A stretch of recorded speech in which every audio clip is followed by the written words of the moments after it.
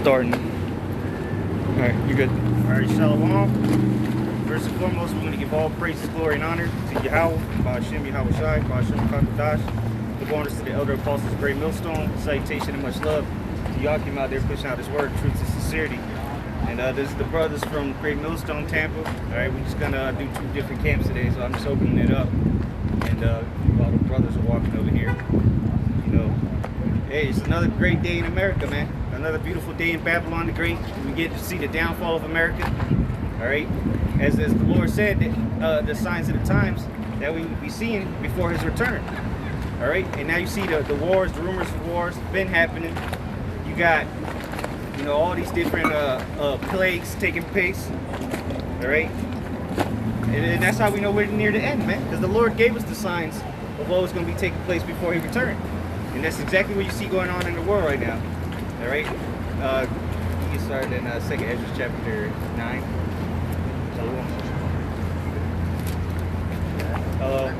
Yeah, you're gonna go over there. This is the book of 2nd Ezra. You're gonna be here, brother, and down here. So, all right, go ahead. This is 2nd Ezra, chapter 9, verse 1. He answered me then and said, "Measure thou the time diligently in itself, and when thou seest part of the signs past, which I have told thee before." All right, and that's what we're doing, man. You know, we're measuring out the time diligently in itself. All right, brothers, go ahead and get ready. Hop in. You know, this is what we're doing. We're measuring out the time diligently. We see the signs coming to pass. All right, and we're doing what the Heavenly Father said to do, man. All right, which was to be in His Spirit, which is the spirit of prophecy. All right, because what we're prophesying is the downfall of this place, and we see it through the signs that are happening around the 4 corners of the earth, man. All right. So it said, and the scriptures is this measuring tool. All right. Just make sure brothers are all. You know, the scriptures is a measuring tool, man, because this is how we decipher the times that we're living in. Okay. We're able to let you know that the famines are coming, that war is coming. Okay. We're able to let you know that World War III is getting ready to pop off on the planet Earth. Okay. That a lot of you are getting ready to get cast into concentration camps. All these things are coming onto the planet Earth, and the Holy Scriptures talk about it. Okay. So it says, He answered me then and said, "Measure thou the time diligently in itself, and when thou seest part of the signs pass, which I have told thee before, then shalt thou understand that it is the very same time wherein the highest will begin to visit the world which He made." And the men of the Lord understand that. Okay, and we're preparing ourselves. Okay, because the Lord is coming back. Okay, we're preparing ourselves like a bride is preparing. It prepares herself for a wedding. Okay, because the bridegroom is getting ready to come. Okay. Meanwhile, you got the rest of Israel, the 2/3. Okay, they're out here lollygagging, committing adultery. Okay, spiritual fornication. And guess what's going to happen when the bridegroom comes back and finds you committing this adultery, man? You're going to be put to death. Okay, you're going to be put to death just like the rest of the heathens, man. Okay. Okay, this is 1 Thessalonians 5 verse 1. 1 Thessalonians 5 verse 1. And it reads, "But of the times and seasons, brethren, ye have no need that I write unto you. For yourselves know perfectly that the day of the Lord so cometh as a thief in the night." And how do we know perfectly that they said, how do you know perfectly what? For yourselves know perfectly that the day of the Lord so cometh as a thief in the night. The coming of the Lord is going to come as a thief in the night. How do we understand this? How do we know this?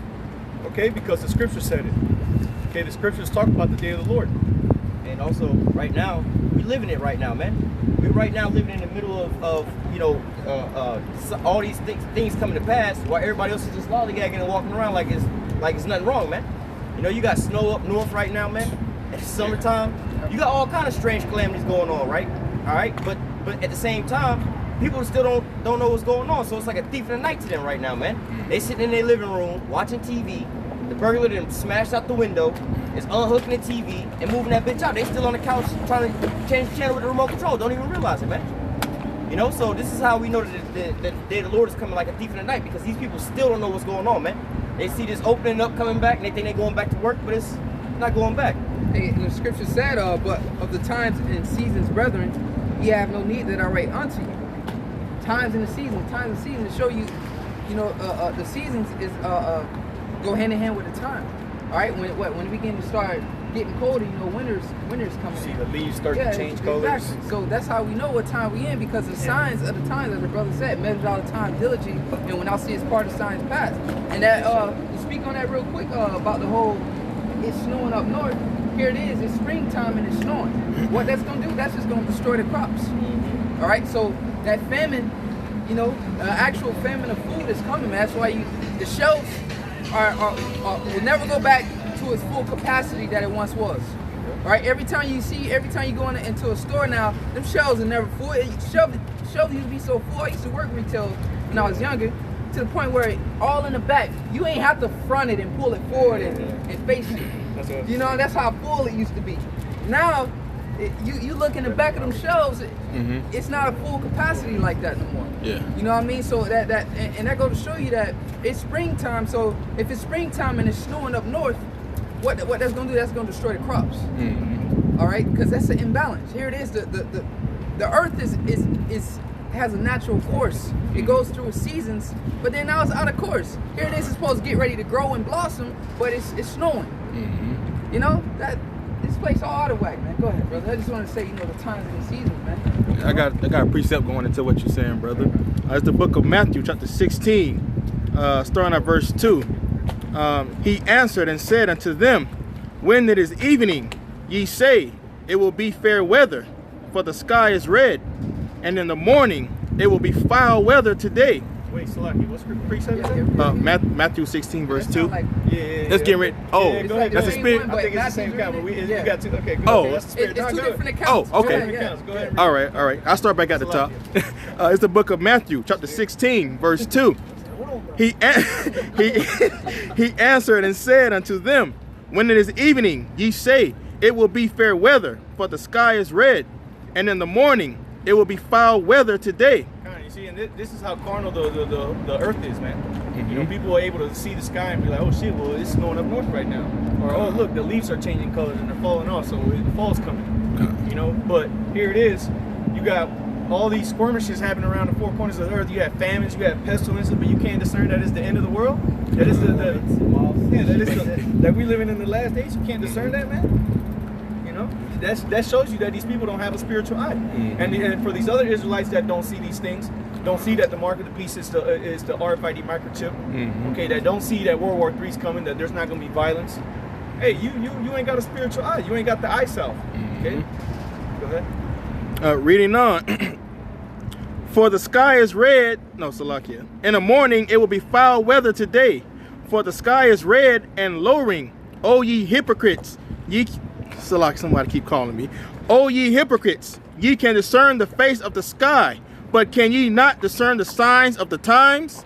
Oh, ye hypocrites. And somewhere in this Old Testament, I think it's the book of Jeremiah, it says, I shall send you forth to a hypocritical nation, man. You know, these people talk about how you wait. Ezekiel. You talk about how you can't wait for the day of the Lord, but then when the signs come to pass, well, the Lord ain't coming back anytime soon. It ain't gonna happen in our days. You a bunch of hypocrites, man. And also in that same, you know, what's going into, you can discern the sky, man. You walk outside. I remember when I was young, my dad taught me, you know, how to so-called not depend on the weather, man. Just go outside and see what the hell it's like outside, man. Oh, how should we dress today? Take your ass out the front door and look up. Is it cloudy outside? Is it gonna rain? You know what I'm saying? Is it cold outside? You dress accordingly to that, man. So that's all you need to do is go out there. It's a lot. Real quick, going into that, some people don't even go outside. They don't even check to see if it's cold or if it's hot. They just listen to Esau when he tells them. But when the spiritual weathermen are telling you, you don't want to listen to us. But this is, you know, you can clearly go outside and see that it's dark and gloomy and about to rain outside. You know, oh shit, it's about to rain. Let's go grab the umbrella. But right now, you can't go outside and see the conditions of the earth. That all these calamities, everything is shut down. You have all these different things. You can't tell there's something going wrong, bro. But that's what they call cognitive dissonance, man. They don't want to accept the truth of what's going on because they know they have to change their so-called life, man. That's why a lot of people don't want to so-called. Well, it's not that they don't believe in a God. They just choose not to listen to him because it's like, you know what? If we acknowledge God, that means we got to follow after what he say to do or whatever, whatnot. Because if we say we believe in him, then we know there's going to be a judgment. So fuck that. We're going to just say we don't believe in him or whatever, whatnot. Just keep pushing that off, man. Like when people have bills and so on and so forth, and they know they got to pay that bill. They just they keep getting the mail in the mailbox. box and we just not gonna open it. You know, we're gonna just not open it. Like, yeah, but the bill is still there, man. That's cognitive dissonance. You see the damn letter there. You know that you ain't been paying your bill. You know, but you think that if you don't ever open a damn bill, that they're not gonna cut your lights off, man. All right. Get that real quick, and then it's basically the same account, but in different words. This is Luke chapter 12, verse 54. And he said also to the people, Luke 12 and 54. And he said also to the people, when you see a cloud rise out of the west, straightway you say, there cometh a shower, and so it is. And when you see the south wind blow, you say, there will be heat, and it come to pass. Ye hypocrites, you can discern the face of the sky and of the earth, but how is it that you cannot discern this time? Yeah, we're living in the last days, man. How can you not? How can you say that it ain't the end of the the end times, man? That the scriptures were talking about. How can you say that with all these things that are happening? The state of America right now, but the Lord ain't about to come back. It's clear the signs are speaking. Habakkuk chapter 2. If a brother wants to pull that up real quick. Okay. Because it's clear as day. Okay, it's clear as the day is clear that the Heavenly Father and His prophecies are speaking, man. Okay? Yeah. I guess we can take Whoever it. got it. I got it. You got it? This is the book of Habakkuk, chapter 2, starting at verse 2. And the Lord, Yahweh, answered me and said, write the vision and make it plain upon the tables, that he may run that readeth it. And these words are plain, man, unto the wise. Okay, it's easy to understand because we see the things happening. Okay, that's why the prophets of old, they didn't really understand what these prophecies were speaking on. They just wrote down what they saw. That's what it's talking about. Write these visions, you know, plainly upon tables, okay, so that he who readeth it, and we're reading it in these last days, may run. Okay, and we run it because what Paul said that run to make that calling of election sure. Okay, this is what we're doing. Kind of also, I was gonna say, you know, they was writing these things down in the scrolls back in the olden days. We got the scriptures nowadays, but then also we put our videos up, and you know, when we do our personal sit downs, you know, like I know particularly in my video and a lot of brothers' videos, the scriptures right there on the screen, man. All right, so now you can get the breakdowns here and there. You don't have to go sit in the temple and go through it all, so on and so forth, and everything like that for so long, you know. But nevertheless, you know, you can just watch the video and you get the whole breakdown right then and there, man. You know, you can share the video, you know, you can rewind the video and so on and so forth, man. You can only imagine back in the olden days, you know, how, you know, you have to go to the temple and sit down at the feet of the prophets, or, you know, and the scribes, the Pharisees, or whatever, whatnot, try to get the breakdowns. You know, that could be, you know, a daunting task. But right now, any location, wherever you at, whether you at work, on your break, sitting in your car, in the bathroom, taking a shit, you can sit there and pop in your earbuds and watch, you know, get the breakdowns, man.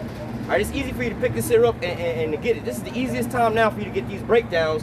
You don't even have to travel nowhere, man. Damn near everybody on the face of the earth got a cell phone with internet on it right now, man. All right, so it's plain and simple for you to be able to get this, man. There should be no excuse to why you didn't get this, man. The only excuse is that you chose not to get this. That's how, it's so bad that they're trying to shut us down on YouTube, man. Trying to get us off the highways and the byways, because we damn near in every city around the whole face of the earth, man. All right? Finish that in Habakkuk. All right. Habakkuk chapter 2, verse 3. For the vision is yet for an appointed time, but at the end it shall speak. And those visions are speaking now, man. The prophecies that were written before time in the scriptures, okay, in the Old Testament, the New Testament, all those prophecies are starting to happen, man. Just look at how 2020 started off. You had the Soleimani get shot down in the street like a dog. World War III start, you know, furthering the start of World War III, which we already in, but the ultimate goal of World War III, okay, which is the destruction spoken of in the scriptures, okay. But then you had this coronavirus come up. Then you had the shutdowns, and you had the market going, you know, collapse, you know, not so-called collapsing, but, you know, going life through support, really. Yep, it's on its last leg, man. You know. And real quick, hey, the elder Malcolm, he said this place was already in the middle of a retail apocalypse before this even happened. You know what I mean? This before anything was even happening, before the coronavirus, before any interruption of the American economy, it was already in a retail apocalypse. You know, I just want to say it real quick. I actually watched that video that he was quoting like prior to that, and it was like, damn, you know what? We ought to, you know, so much shit's going on that we forget about certain things that didn't happen already, man. People would have forgot about the Soleimani thing, the World War III thing, but going back to the retail apocalypse type of situation, this was like going on before Christmas. You know, they was like, yo, a lot of stores was closing down. They were just waiting until Christmas time. And I remember before last Christmas, I was like, why are these retailers going out of business 2 months before Christmas? Why not just wait until after Christmas, make that little bit of money and just go out of business then? But they couldn't sustain themselves at that point in time, man. All right, and so now you have all these things being compacted on top of one another, man, and it's clear and obvious that this is how oh, real quick, if I can grab this precept, it'll speak a lot louder. This is in the book of Jeremiah, chapter 51, and verse I'm gonna start at verse 7. It's Jeremiah 51 and 7. It says, Babylon have been a golden cup in Yahweh's hand that made all the earth drunken. The nations have drunken of her wine, therefore the nations are mad. All right, and you starting to see these things happen, you know, where these nations are now starting to buck up against America. The trade wars with China and so on and so forth, the Iranian situation, all right, Venezuelan situation, hell, even some of Esau's cohorts in the EU and everything like that. You know, they starting to break off from America, man. All right, it says Jeremiah 51 and 7. Babylon hath been a golden cup in Yahweh's hand that made all the earth drunken. The nations have drunken of her wine, therefore the nations are mad. Babylon is suddenly fallen and destroyed. How for her take bomb? I believe it was what was that? March 11th. All right, when 3/11, when everything got shut down, man. They first started canceling sports and everything like that. So it was literally overnight, man. People woke up and that was the whole change of everything, man. The sports, the sports, all those things got canceled off. You know what I'm saying? They shut down people from going out. This suddenly just happened overnight, man. Some people still hadn't quite hit them yet, man. Some people still think everything's gonna come back. Oh, the sports will be down for 2 weeks or whatever. Oh, they'll come back, and now they're not coming back, man. It's suddenly falling, man. Hey, that saying that they like to use in the world was all good just a week ago. Yeah, it was all good That's just a full week effect ago. right Yeah. there. It was all good just a week ago. You're right. It was, man. Yeah, You know? a lot of these people was so-called doing good, living it up, taking they old lady back to this nice condo or whatever, whatnot, driving these nice cars, but then all of a sudden they lost their jobs. They done lost their whole way of life, man. Everything's just changed up for them drastically, man. You have a lot of people committing suicide because they're realizing this economic woe. They're not gonna be able to get out of these things, man. Hey, I seen a video out in India, man. Even in parts of the world outside of the U.S., man, they're going through such dire, stressing times that people are committing themselves. Dude came home, found his wife was, she hung herself, and the 2 kids, man. You know, you had the little kid hanging from the little barman. Father was all crying. Then he found even the baby, man. Baby couldn't even walk because you could tell it was a short rope and it was low to the ground. It was still crawling. But put it high enough to where he suffocated, man. People are just losing it, man. They're not trying to suffer these times that we're going to come into, and it's going to get a whole lot worse, man. Because there's going to be a lack of bread. Y'all going to be killing each other for a piece of bread, okay? You women are getting ravished out here by these desperate men. It's going to be some real hard, difficult times, man. And it's going to, like you keep saying this, man, it's going to take faith to get you in the last days, man. And I ain't talking about faith in Jesus Christ, okay? I ain't talking about him. I'm talking about faith in Yahweh Shai, man. The true name to the Heavenly Father and His only begotten Son. Okay? And what you start to see these people really go through is what happens when you have a sudden change of anything, man. People go through withdrawals, man. All right, let's just say, obviously people be on drugs and they immediately have to stop that. Let's say you on any kind of hard drug, you get locked up. They be in themselves, they be going through withdrawals, man. You've been in a relationship with this here woman for multiple years, 10 years, whatever, whatnot. Y'all break up or whatever. You're gonna go through withdrawals from that, man.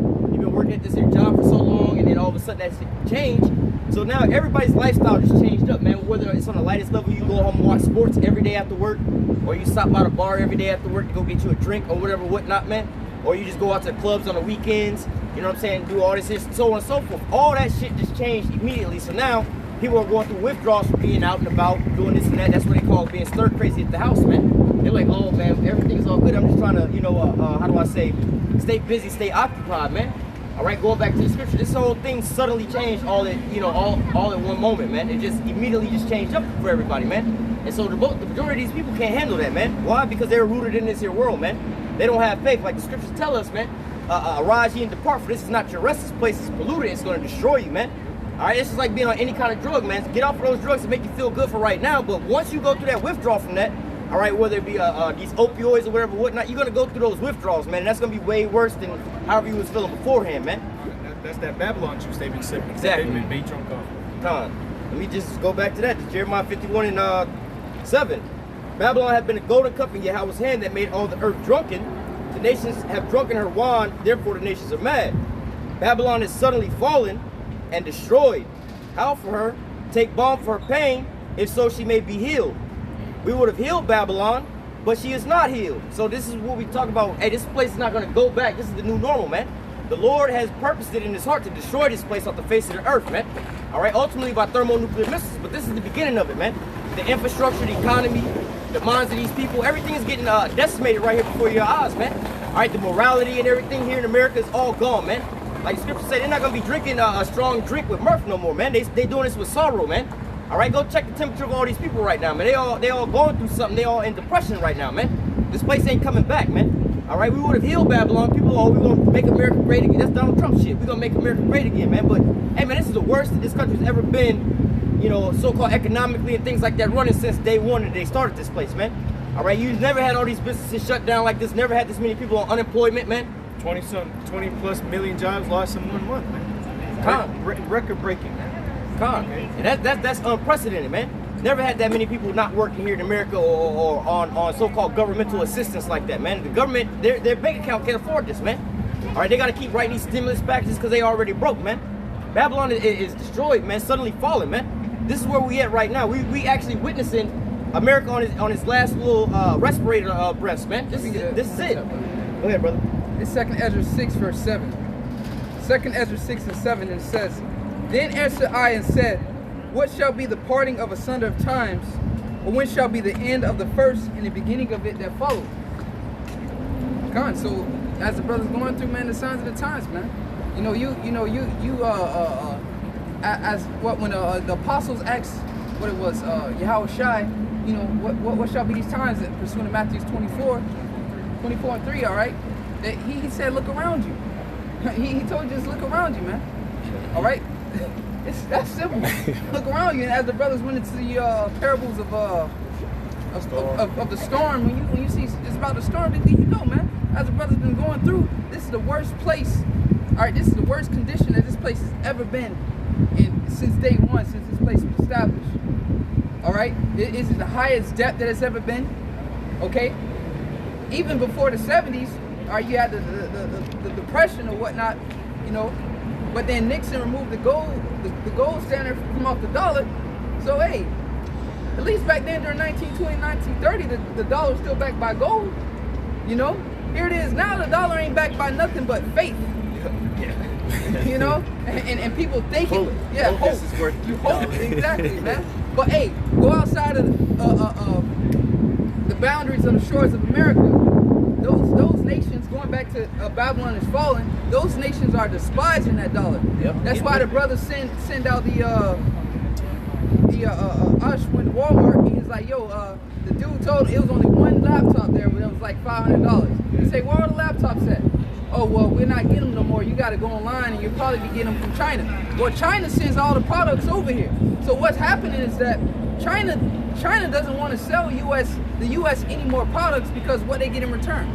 They get fake money back. They get taxed. Yeah. Taxed like a you know, and they getting fake. They're not getting nothing. They're getting fake dollars. It's like, look, I'm not going to give you billions of dollars worth of merchandise, tangible merchandise that you can actually use, and you giving me back monopoly money. That's like going to the store and getting a grocery cart, $500 worth of stuff, and then when you get there, you pulling out monopoly money. People looking at you like, nah, bro, you got to come back with another payment. So that's pretty much what's happening with China and America. China like, look, we ain't sending you no more product. We don't want to deal with you no more because we just getting back this currency that you just keep inflating and it ain't worth nothing. You know? So that's the end of America. Because what? That's really what was holding America up. Yeah. It's dominance with that dollar. Every petrodollar, every nation had to use its dollar. So what? The more nations use the dollar, the more money we can print. You feel what I'm saying? And real quick, just to add on what the brother was saying, you know, what China's doing is financial warfare. Okay, because they can't completely stop sending stuff to America because pursuant to Revelation 18, this is, you know, they're going to be, this is the merchant city. You know, these other countries, they live off of America buying their shit.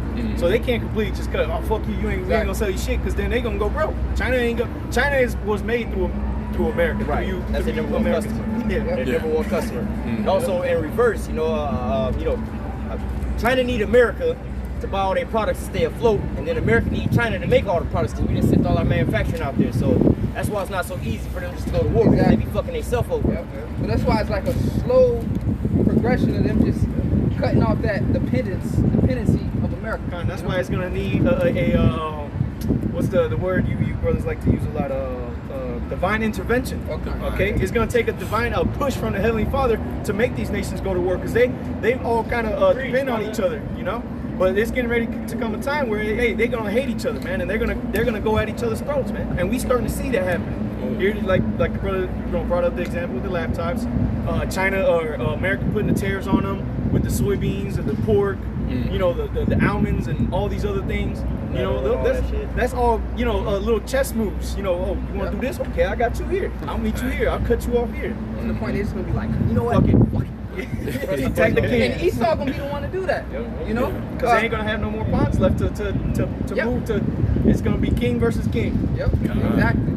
I got a precept for you. Something you spoke on because, like the brother said, you know, these things are slowly happening, but at the same time, America, all right, the Saudi Arabia, what it is, you know, that the whole petrodollar, in order to buy oil from Saudi Arabia, you have to convert your currency into the U.S. petrodollar. So with that being said, China just, all they did was like pretty much cut in half the buying Saudi Arabian oil, and they're buying more Russian oil, but they still have to buy from the Saudis. Why? Because Russia really can't put out that supply that China demands. Like what Saudi Arabia can, but what, at the end of the day, in order for them to get Saudi oil, they got to convert their money into US dollars, and they don't want to do that. So they slowly, you know, cutting off that dependency. They can't, like brother said, they can't fully just be like, you know what, America, F you, because at the same time, they still need America to eat. So check this out. This is Obadiah 1:7. It says, all the men of thy confederacy have brought thee even to the border. So China is one of the men of that confederacy. You know, but like your brother said, China was made off America. America was made out of China, off of China. What's that precept? I get the word there for confederacy. Confederacy, 1:7. Let's get that word confederacy there, man. Just get a little bit of to give a little bit of a deeper understanding. 1:17. 1:7. 7. Okay. All right. Obadiah, verse 7. It says, "All the men of that confederacy." Confederacy, the Hebrew word there is bar yath, okay, and it says covenant, alliance, pledge between men, okay, and that's what these nations have done. They made that confederacy, like the brothers going into. They had that pledge, that alliance, trade deals, and so on and so forth. Yep. Hey, but like the scriptures talk about Esau, okay, the wicked, the devil that this Bible speaks of, it says that what he broken off every covenant. Oh, that's Psalms. Let's talk about Psalms. He put his mouth to be at peace with thee. Yeah, but there's another one that dealt treacherously. That's that's Isaiah 30, I think. Yeah, 33. Them that dealt treacherously and they dealt not treacherously. It's 33 and 1. 33 and 1? I think it's 33 and 1. Yeah, I was gonna bring that out earlier. I think that's 33 and 1. Right here. Yep. That's it. Isaiah 33 and 1, it says, "Woe unto thee that spoilest, and thou was not spoiled, and that dealest treacherously, and they dealt not treacherously with thee. When thou shalt cease to spoil, thou shalt be spoiled." See, this is what America has done to these other nations. They made these alliances with these people. They made these trade deals, but then America was dealing treacherously with them. You know, they weren't going following their part of the bargain. Okay, just like the same thing with the whole nuclear deal with Russia. America wasn't following that. So what did Russia do? They said, "To hell with y'all, man. We're gonna cut this thing off." Hey, and to speak on that real quick, just a quick point on that whole nuclear deal. That was between America and Russia. But what? The point, that the bad part about that, the reason why there was conflict between that, because that was between America and Russia. But check it out, China wasn't part of that. But China's also the one of the top 3 superpowers. So it's like, hold on, we gotta hold this deal. But China, they was able to just have as many nukes as we want. It's only us. So that was another like Achilles heel to that deal, so to say. But go ahead. Yeah. Isaiah 33 and 1. "Woe to thee that spoilest, and thou was not spoiled." See, America, nobody ever broke a deal with America, man. It's been America who's been spoiling these other nations. But now you got Donald Trump talking about, oh, this trade deal is bad for us. You know, we're getting the short straw, and they're not getting taxed like we're getting taxed. Even to his own allies, he did that shit. Yeah. European Union. Yeah, the European Union. which is spoken of in Revelation 17, that they're going to hate the whore. Which Lord Yeah, will we can get get into that. that. Yeah, we'll hold that on deck. Yeah. But it says, woe to thee that spoilest, and thou was not spoiled, and dealest treacherously, and they dealt not treacherously with thee. Going like what the brother was going into with these little pacts and so on and so forth, man. There's no other country that has no type of shit on America like that. Now, America has sanctions on them, but these sanctions are on individuals and companies, not on America as a whole. But however, look at the state That's of why they Cuba. will suspend certain prime ministers' visas Right. and shit. Yeah, Right. You're right about Right. Or that. indict them, Yeah. indict Right. certain people of different countries like they do with Russia and China and all But these see, other countries. America on the flip side does this to actual nations. This is why you still see Cuba stuck in like the goddamn 50s, man. All right, this is also what they did to Iran. Like, yo, if y'all start trading with them and so on and so forth, and when Barack Obama did this one deal with the Iranian deal, and everybody was mad that he gave the Iranians money. He didn't give the Iranians money. They had already taken some Iranian money and froze their assets, man. Let another nation come and freeze America's assets somewhere and see what happens with that. Like what they're currently doing with Venezuela. This is why Venezuela's going through that crisis, because America has their assets frozen, man. Hey, that's how America deals treacherously with these people. Right. You know, because what they'll make a deal with the people, and then America in the back, behind the pig, nasty ass. These people are disgusting, man. And they wonder why they all sick. They eat them like Yeah, they eat it. But still picking. Yeah. But you know, America make these deals with them, and then on the background, they'll have something going brewing in these countries, so that America to come in and be like, look, you want help with this? We're gonna help you out. Right. Or whether it'll be something economically, like America will cause a economic hardship on a country, so that America will come in. Look, we're gonna set up a central bank here, and we're gonna loan you the money at this amount of percentage, and then that way you get the money to take care of, get your economy back and running. But now they're gonna be under their control, because now they're under they're in the behest of the central banks. There's a documentary called Economic Hitman. They break that shit all the way down. They go in like that first, or they go in and try to bribe the people first, the governments first. If that don't work, they'll send in basically propaganda, man. They'll have the people so-called uprise against the things, the ways things are going. If that don't work, they'll send in those mercenaries, man. And those mercenaries go in and so-called do the little, they try to, make certain attacks or whatever, whatnot. Yeah. Hey, ain't no other nation coming up in America trying to cause no disturbance and anything over here to try to come in and look, we're gonna help you, America. Nah, man. This is what they were trying to do with Russia, trying to say Russia had interfered with the elections. The election, yeah, I was thinking about that. That's on my mind. Like, But that's why they're doing it, because they want to have a reason to want to try to go to. They're gonna have to have a reason to justify why they're gonna go to war with these nations. you got to watch the person that's always pointing a finger. Right. There's three pointing back at you. Yeah, exactly. Oh, the Russians interfere in our elections, and they have spies over here and whatnot. It's like, bro, you the one doing that to everybody else. What they doing in Venezuela right now with Juan Guaido? You see what I'm saying? You basically interfering with them with their elections, man. They got a democratically elected president that the people put up. Then y'all gonna go set up some dude that say that he the president, and then y'all gonna recognize him as the president, but nobody else recognize him as the president, man. So you interfering in their so-called elections as well too, man. All right? Let me finish this off. Isaiah 33:1. Woe to thee that spoilest and was not spoiled, and dealest treacherously, and they dealt not treacherously with thee. When thou shalt cease to spoil, thou shalt be spoiled. And that's the time we coming in now. You know what I mean? They think they done all this bad shit to everybody, right? And it's like, look, we need to Calm down. I mean, they got ultimately it's the elites. You know what I mean? Because America's still gonna do their wickedness until the very last end. But ultimately it's the elites. Let's all come together under one government, one body. World peace. And then what? When you cease to deal treacherously, that's when the Lord gonna come. Rise up and fight. fight. But ultimately Esau almost got his agenda done, subduing the whole earth, man. Only a couple countries left. He got all his infrastructure and everything that he want, man. But then now this is the point that you're about to start seeing happen, all right? But to finish that off, it says, when thou shalt make an end to deal treacherously, they shall deal treacherously with thee. Yep. And that's, like the brother said, that's what's going to happen. Now these other nations are going to start to do that. Okay, go ahead.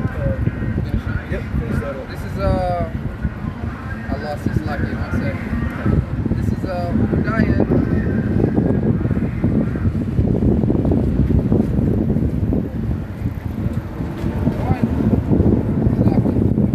Because this is it, man. This is it for America, man. This place is not gonna become great was when niggas was in slavery. Okay, that's when America was great, and that's what Esau's trying to do. Put you back. Yep. That shit. Yep, exactly. Yep. It's Obadiah 1:7. It says, all the men of thy confederacy have brought thee even to the border. Yep, they pushed you to the edge of the cliff, man. You know, and that's what's gonna happen. They're pushing America just like America's been pushing these nations, man, to the brink to where these people have been losing hair, man. You know, you got all these nations that have been just ravaged, completely destroyed because of America, man. Well, guess what? Now these nations, they're gonna push back. All right, let the weak say I am strong. So to Joel chapter 3. Okay. All the men of thy confederacy have brought thee even to the border. The men that were at peace with thee have deceived thee. Yep, they have been deceiving you, man. Y'all been playing the big bad bully this whole time, and the nations have been playing possum with you. You know, they've been making you think that we just gonna lay down and stay down, but nah, man, they've been gearing up, man. Yep. These nations have been gearing up not only financially, but military wise, okay? Because these nations have been trying to get away from this dollar. Yep. Okay, they've been going to you got Russia buying up all the gold, China buying up all the gold, making their own currency, making their own petrol currency. You got the petro yuan. Okay, you got I believe Russia got the petro ruble or Russia, yeah, ruble. the ruble. I don't know if they made it a petro dollar yet or not. I think they're maybe dealing with China with the yuan, but nonetheless, these nations what these nations have been trying to do is become self-sufficient from the grips of America, man. And America's it ain't gonna have that, man. Esau ain't gonna let that go. He ain't gonna let that chokehold go on these nations, man. That's why he gonna go to war. That's why he starting with China right now, telling brother like the whole thing in the South China Sea, that whole little conflict over there. That's all about oil. Yep. People don't know that, but that's all about oil. You got China over there, those little sands, so artificial like that. sands. That's Sprouty Islands. It's a lot of oil over there. All right. So what's happening is that China's trying to become self-sufficient, so they don't got to buy oil from Saudi Arabia and use the U.S. dollar. So that's why the U.S. keep mingling over there, because they don't want them to become self-sufficient. Like you said, they want to keep that grip. Oh, you gonna keep buying Saudi oil? You gonna keep but China's like, look, Using our currency, exactly. So that's why they fuck with China over there in those islands, because it's oil over there. China's trying to become self-sufficient. You know. Hey, that's why if you're trying to get oil, you're gonna have to come to America. You're gonna have to get that dollar. You're gonna have to buy oil using the petrodollar. You can't buy it using your own money. Look what Libya did. What happened in Libya? So you know, that's what happens, man. America, you try to do something, get away from that petrodollar, man, America's on your ass, man. The next day. Anybody that did that, when you go back to Saddam Hussein. yes, Saddam Hussein, you got Muammar Gaddafi, you had JFK, you had Abraham Lincoln. Abraham Lincoln tried to go from the dollar to what they call the greenback. There's actually a different currency. Your boy JFK, I want to say tried to reenact the gold standard. All right, and then you have, like I said, Muammar Gaddafi. I believe this guy wanted a gold standard currency for all of Africa, man. To unite Africa with a one solid currency, man. Yep. All right, Saddam Hussein stopped selling his oil in the American dollar. And I think he went to the British pound or something like that. And then within 24 hours, they was invading his country, man. All right. It ain't about, that's why they say, what did Saddam Hussein had to do with 9/11? Like, well, nothing. Well, he had weapons of mass destruction. But who the fuck even brought up weapons of mass destruction? Where were they? Yeah, where were they? You destroyed the whole nation. They ain't found nothing but a fire. He found rocks over there because they was throwing rocks at the tanks. That's what they were trying to do with Iran. Well, they have nuclear bombs, and because they're breaking our treaty, that deal we had with them.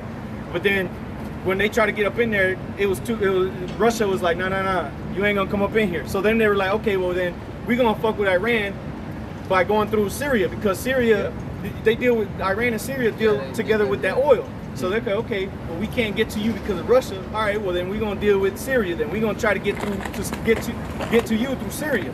But then Russia, the same thing. Nah. Yeah, right? You ain't about to do this, bro. You know, because these other niggas. That's twofold. Yeah, right? Yeah.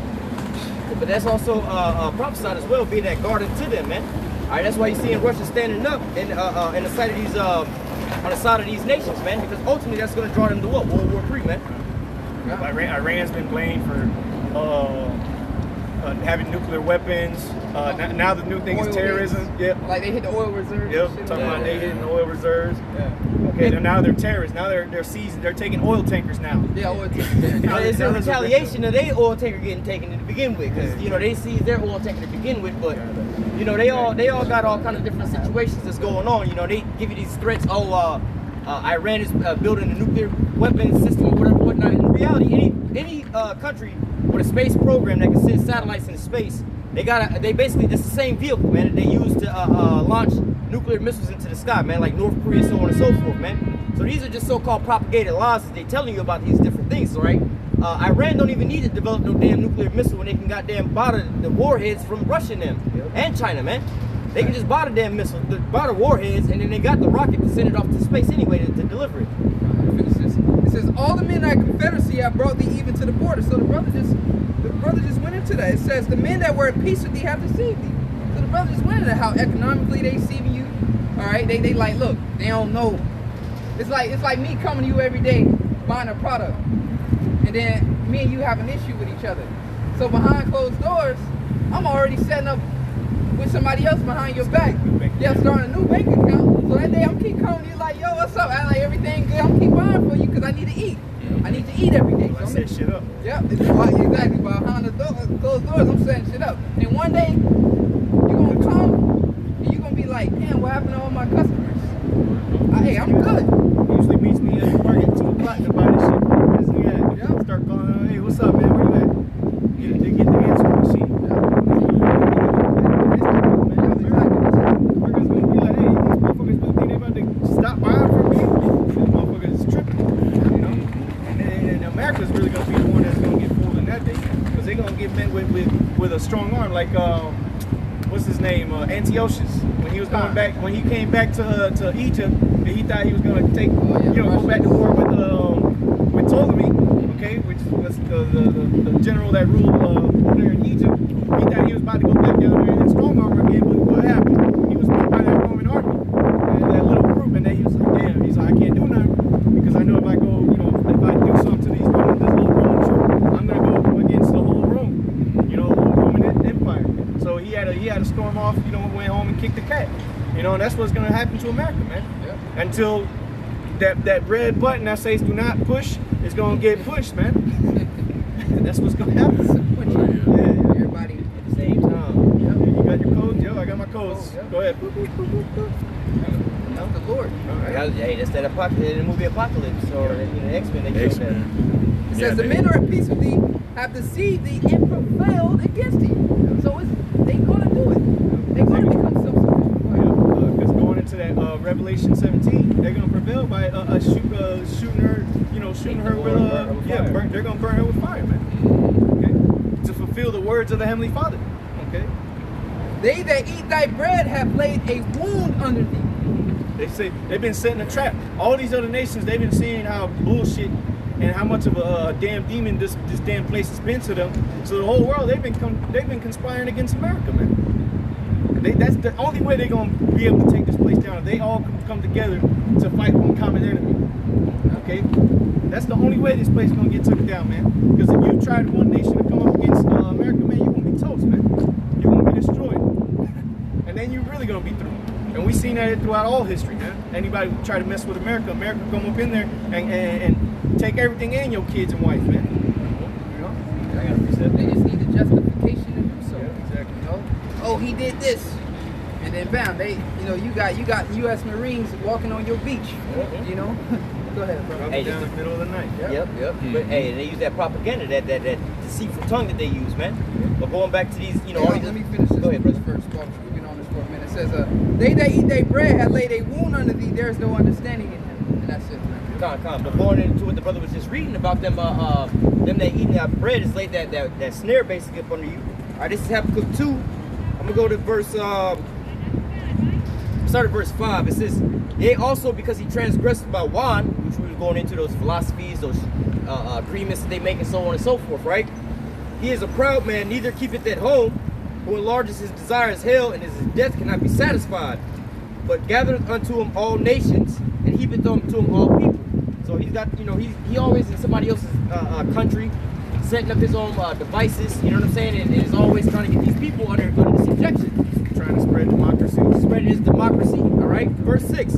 Shall not all these take up a parable against him, a taunting proverb against him, and say, woe to him that increaseth that which is not his, how long to him that is laden himself with thick clay. And this is what you're starting to see with these other nations, like the brother was going into, man. All day that was eating out bread, all right, being deceived by all your policies and so on and so forth. Now all these nations are saying, hold up, wait a minute. We been getting the shitty end of the stick the whole time, man. Now we waking up, we sobering up from this here Babylon juice, man. And we see what you've been doing to our nations, man. This is why all these nations are breaking their ties from this here place, man. Because they're like, yo, this is not good. But ultimately in the scripture, Ezekiel 38, Russia gonna be a guard to them anyway. So this is why they're all going to these other sides. They're all posturing against America right now, man. This is why America's on defense from all other sides, and everybody's cutting these little ties and these deals from them, man. Read that last part again, for sure. This is verse 6, Habakkuk 2 and 6. Shall not all these take up a proverb against him, a taunting proverb against him, and say, woe to him that increases that which is not his, how long to him that ladeth himself with thick clay? How long to him that ladeth himself with thick clay? That's talking about that when you go into that laden himself with thick clay, that clay in the Hebrew is ibatya, which means a debt. Okay, and that's what America has done. They put a heavy debt on themselves. Look what the stimulus packages, all this debt that America has. They've been just compiling it, man, to the point to where it's not going to be no more resuscitation for this place, man. Right. Ain't gonna be no amount of stimulus package that's gonna get this place back up and running, man. Right. Okay, because it's gonna bring about the economic collapse, and then that's when these nations gonna be like, how are thou become as weak as we are? Right. You know, because these other nations, they ain't as economically strong as America. They're not as militarily strong as America. But what? It's gonna come a time real soon, and we starting to see it. 20 million jobs lost last month, in 1 month, man. All these small businesses, all the small businesses that's shutting down, that's not coming back. That's pretty much like the backbone of this place, man. Yep. All right, you know, hey, man, this place is through, man. Yep. All right, and not to mention, I was reading an article too about paychecks. Last month, the paychecks went up. I think it was like 12% in 1 month. The amount people were making on paychecks. On average, paychecks only go up by like 0.2 or not 0.2, 2 point something % over the month, and paychecks, people are making 8% more than they were this time last year, man. And why is that happening? Because of inflation. That's why things are still looking good. People are thinking they're making more money, but what? Things are costing more. And now, since this whole thing with gas has been cheap, products have been a little bit kept at the same price, because what? It costs money to ship products, right? It is fuel that's a part of the consumption or a part of the equation of the cost. Trucking industry. Yep, exactly. So now that this gas price is low, you know, it's keeping things kind of at the same level. But guess what? Wait till that gas price starts to shoot up, and them prices are going to go skyrocket. We had the apostle put up a video of a meat market. I forget what state it was in. The lady was trying to buy some eggs and some meat. A thing of 2 little steaks, $23, man. Eggs like $8 or $12 or some shit like that. Yeah, eggs $8. Pay attention to the price of milk, man. You know, presidents always talk about that, or presidential candidates always talk about that during an election, about the price of milk. Oh, you know, the price of milk, we're gonna keep it, you know, because those are essentials that people need, you know. Daily, it's a daily thing. Yep. And what have these farmers been doing because of these lockdowns? They've been dumping milk out, man. They've been smashing eggs. They've been killing chickens, killing cows, chickens, and all that stuff, man. Yep. So what's that gonna do? That's gonna bring down the supply, so that's gonna bring up the price. Okay. And then not only that, but then inflation, so that's gonna bring it up even higher. And you already ain't got a job. You depending on your unemployment check anyway. Yep. And you're hoping on the next the universal. And this is where Esau's gonna come in with that universal income. To try to set people up to depend solely on the government. Like, okay, look, we're gonna send these $2,000 a month to you every month, and what's going to end up happening? You're going to be dependent on the government to the point where they're going to come with the mark of the beast. You know, and then either if you don't get the mark of the beast, which is the RFID microchip, guess what? You're going to be left out here. You ain't going to have no money. You ain't going to receive your checks. You ain't going to have no food to feed your family, man. And it's going to take a strong spirit in these last days, man, to get through this, man. It's going to take faith in the Heavenly Father. Okay. So this is what's getting ready to come, man. This is what's happening, man. This is like we read earlier, measure thou the time diligently in itself. We see that these are the last days. We see that the Lord spoke of these things from the beginning, man. Go ahead. Let me finish this. Okay. Go back to Habakkuk 2 and 7. It says, shall they not rise up suddenly that shall bite thee and awake awake that shall vex thee, and thou shalt be for booty unto them. Hey, because hey, it's like those fighting movies, man. When one dude's getting his ass whipped, the whole fight, dude's got him in a corner, he's in a fetal position, and then out of nowhere that dude stands up and starts whooping your ass, That's that man. Hulk Hogan. Yeah. Going on a rope and shit, you can't do shit about him, man. Yeah, that's these nations, man. They've been getting their asses kicked this whole time, and guess what? Now they're about to get this surge of rage. Okay, why do they even rage? Yeah. Hey, no, that's heavy, bro. I'll get that for you. But ultimately, whenever They you can have, rage, but they ain't going if you have anything backed into a corner for so long, it'll start lashing out, man. And so right now, these elites have the regular people so economically tightened up. They're starting to lash out. Same with these other nations. They're they're sober enough from this Babylon juice that they're now about to start lashing out, man.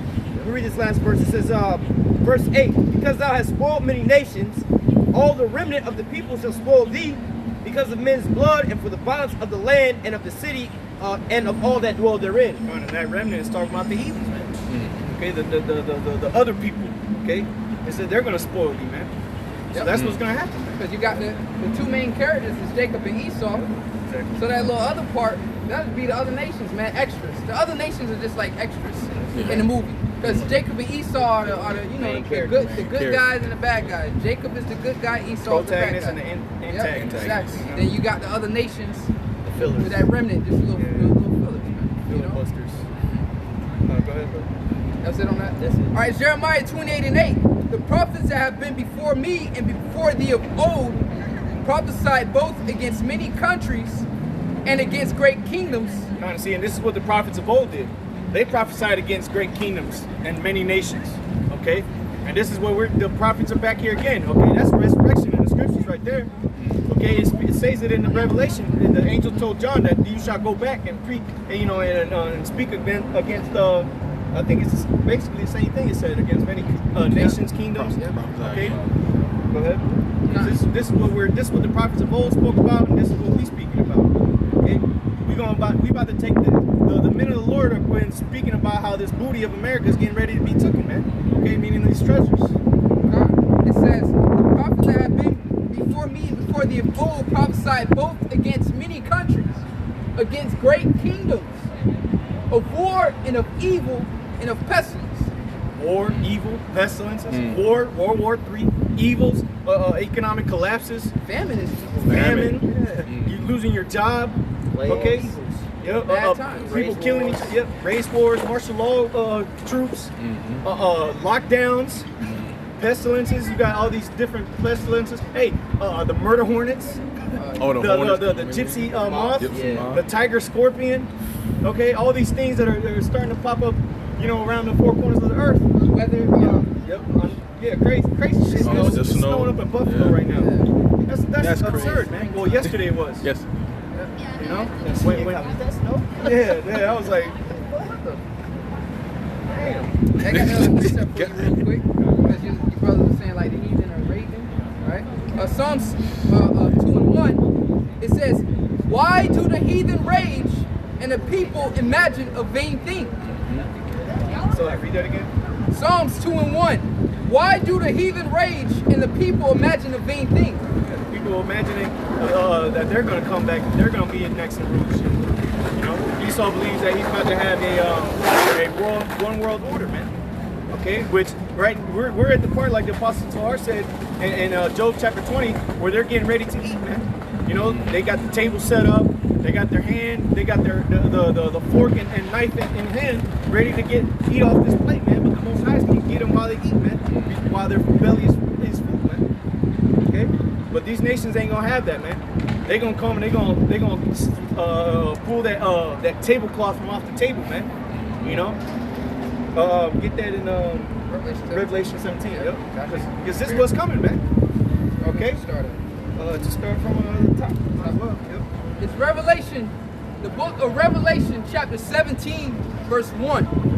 It says, and there came one of the seven angels, which had the seven vials, and talked with me, saying unto me, come hither, I will show unto thee the judgment of the great whore that sitteth upon many waters.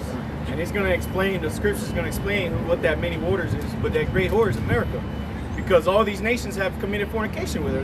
They've been sleeping in bed with this nation, with this whore, man. Okay, that's why this place is America is called a whore. Okay, go ahead. Sinning upon many waters. Go ahead. With whom the kings of the earth have committed fornication, There you go. and the inhabitants of the earth have been made drunk with the wine of her fornication. Yeah, like Brother Dawud was speaking about earlier, man. They've been made drunk. Okay, these nations, buffoonery. These nations have been drinking off that Babylon juice. Okay, they've been drinking off the tea of the whore, man. You know. Go ahead. It says, with whom the kings of the earth have committed fornication, and the inhabitants of the earth have been made drunk with the wine of her fornication. There you go. They staggering, but not with strong drink.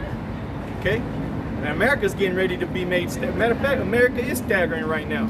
The work of Egypt felleth, man. Like a drunkard. Man, let me get that real quick. Just to not butcher it. Come on, yeah, Isaiah 19. It's the book of Isaiah, chapter 19. And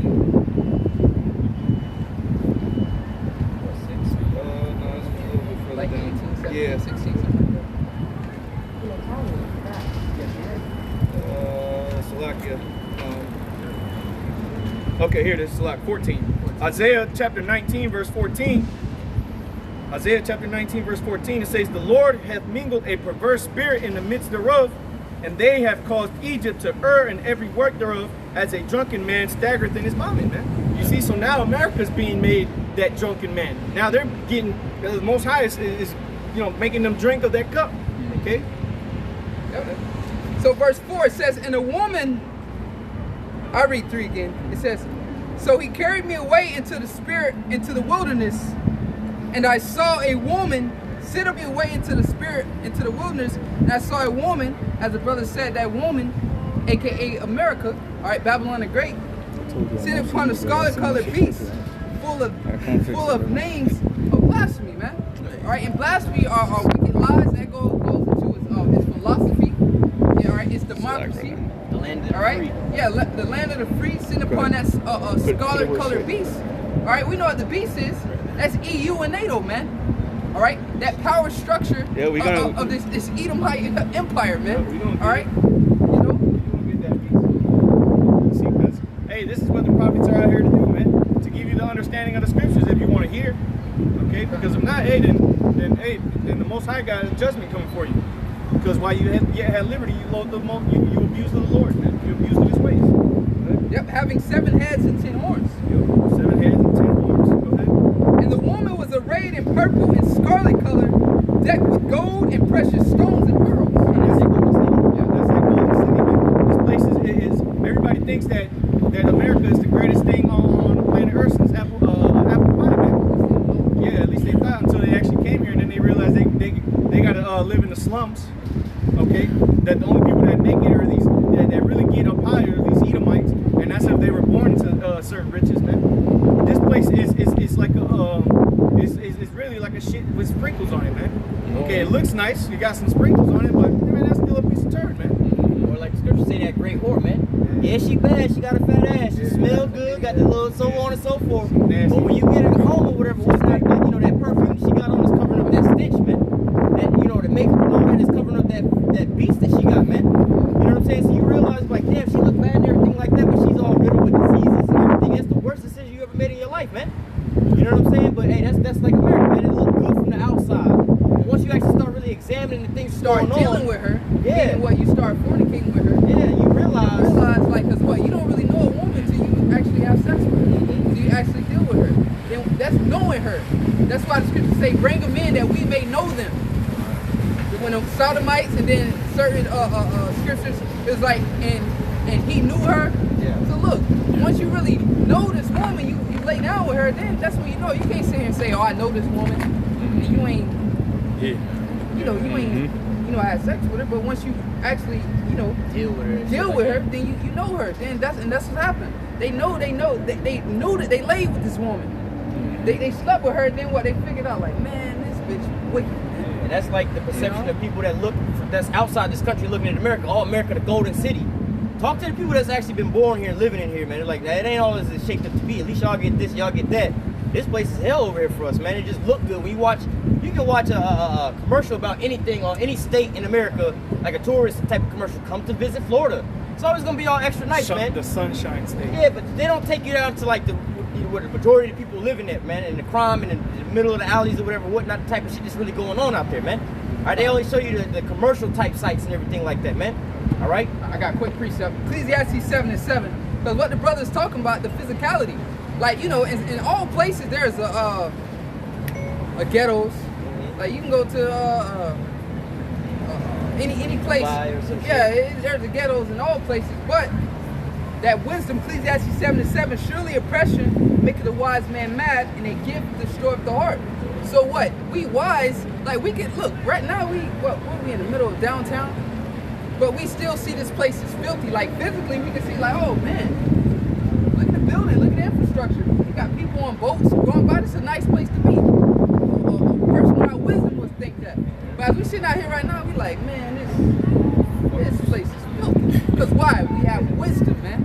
And that's how we see America. Even though, as the scripture said, it was adorned. I'm gonna read that again, and we're gonna get back into this. It says, and the woman was arrayed in purple and scarlet color, and decked with gold and precious stones and pearls. So even though it's decked like that, the man with the wisdom, we had to look at it and be like, man. And that purple going back into the old days, only royalty would wear purples like that, colors like that, because it was an expensive color. Okay, it would cost a lot to make that, to get that color to, you know, that dye. Okay. Yep. Right. It says, and also too, the Canaanites used to do that.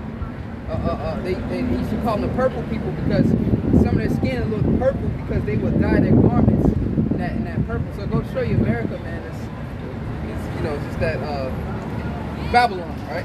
It says, having a golden cup in her hand, full of abominations and filthiness of her fornication. So homosexuality, you know, the democracy.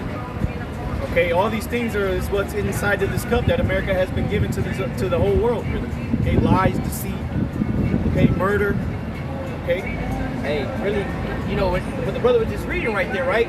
Remember first coming through that, when you look at the so-called Statue of Liberty, symbolically, that's almost the same shit, man. Got that golden cup in her hand, whatever, the last philosophy, they said, when you see that, you know, oh, it's the land of the free. You see that, you know, a lot of the immigrants used to come in and they would make it at that point. They knew their so-called life was so-called good once they made it into there, man. But again, like the brother's going into, what you realize was actually beyond all that, you think you come to America to become so-called free, you come to America to become a goddamn slave, man. All right, but yet and still you see the Statue of Liberty, it's the Lady Liberty with the little cup up in her hand. But if you look real closely, her feet is actually chained to that goddamn bottom, man. She's actually chained to the goddamn platform, man. It's showing that she's in slavery, man. But it's just like I said, when you go through that, it's like, you look at that imagery, it's damn near the same shit, man. Verse 5, it says, and upon her forehead was a name written, Mystery Babylon the Great. It's a mystery, man. The whole world, well, now it's not starting to become such a mystery because that skirt is being lifted. Yep, it's being revealed. That man of sin is being revealed. Okay? But what? It was a mystery at one point in time in history. Okay? Nobody knew what this mystery Babylon was. Babylon the Great. Nobody knew who that was until now. Now the Lord has sent his messengers out here and told the world who this place is, who that war is, and it's been made manifest. Yep, Jeremiah 28:8. Prophesied against great people. It says, the mother of harlots and abominations of the earth. So the mother, somebody that birthed, Came from. yeah, it came from, you know? Because these other nations was somewhat, they had their own ways, they did their own thing, but what, when you come to America, you can get rid of whatever God you worship and be who you want to be, man. All right? Hey, also when you look at all the, basically the destroying institutes that's around the world, that's destroying the whole goddamn world, they all come from America. Whether it be the IMF, the International Monetary Fund, all right, you have basically NATO type of shit, you know what I'm saying? All this is coming from basically America, all these huge systems, you know, the petrodollar, OPEC, all these different things. These are all creations from Esau Edom, man. It's pushing out on the rest of these nations. That's entrapping their ass, man. All right, all these people, the nuclear arms, armament, what is it? The INF thing. IMF? No, not the IMF. International Nuclear. Yeah, that one. The intermediate range. The intermediate range. Yeah. See, all these things are being written up by Esau Edom here, man. All right, this is America birthing out all these goddamn wicked how does scripture say that Babylon juice? You know, America's the one that's producing all that damn Babylon juice to give to these other nations, man. You don't see that China coming up with some kind of goddamn treaty or something like that the whole world has to abide by or whatever, whatnot. You don't see that. It's only America's the one that's pushing all these things out on everybody else, man. Trade, you know, agreements or whatever, whatnot, free trade and all these different things. They have think tanks that sit around like the Tavistock Institute, man. That's a big major demon fucking place, man, where they just come around and devise how they gonna fuck over all the other nations and all the citizens, man. Verse 6, it says, and I saw the woman drunken with the blood of the saints.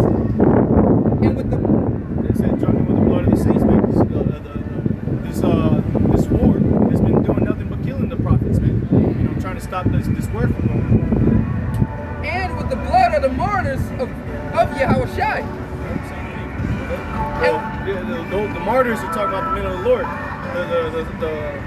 What's it said? The blood of the saints are talking about the Israelites, okay? This is where we serve slavery. This is where our people were hung, killed, lynched, you know, given drugs to kill ourselves, given guns to kill our own people. Okay, go ahead. And when I saw her, I wondered with great admiration. Because, hey, imagine being back in those days during the Roman Empire and you see a vision of America, bro. And all the things that, the so-called great things in this place, man. You wonder too. You're like, damn, hey, people still wonder after America these days. They see the technological advances, the health advances here, the military advances, and they be like, man, how does, you know, you see some of the jets, the Babylon military, man, is one of the most advanced militaries on the whole planet Earth, aside from Russia, you know. They haven't recently, in the last couple of years. It says, and the angel said unto me, wherefore didst thou walk? Why are you looking at this place like that, man? Why are you looking at this hole up and down like, damn, she looks good, like shit? You know, why are you doing that, man? I will tell thee the mystery of the woman. So it's like your homeboy telling you, like, look, dog, don't mess with her. Yeah. You know what I mean? I'm telling you, look, we'll talk about it. Let's talk about it, man. She did this, she did that. Yeah, hey, that's what we, you know, speaking about that, me and Ash used to tell that to Schwab about his little girl. We used to tell, like, look, bro, you know, he even stopped talking to us about it because, like, damn, they just ragging my woman like that. But then look what happened. She ended up leaving his ass for another dude.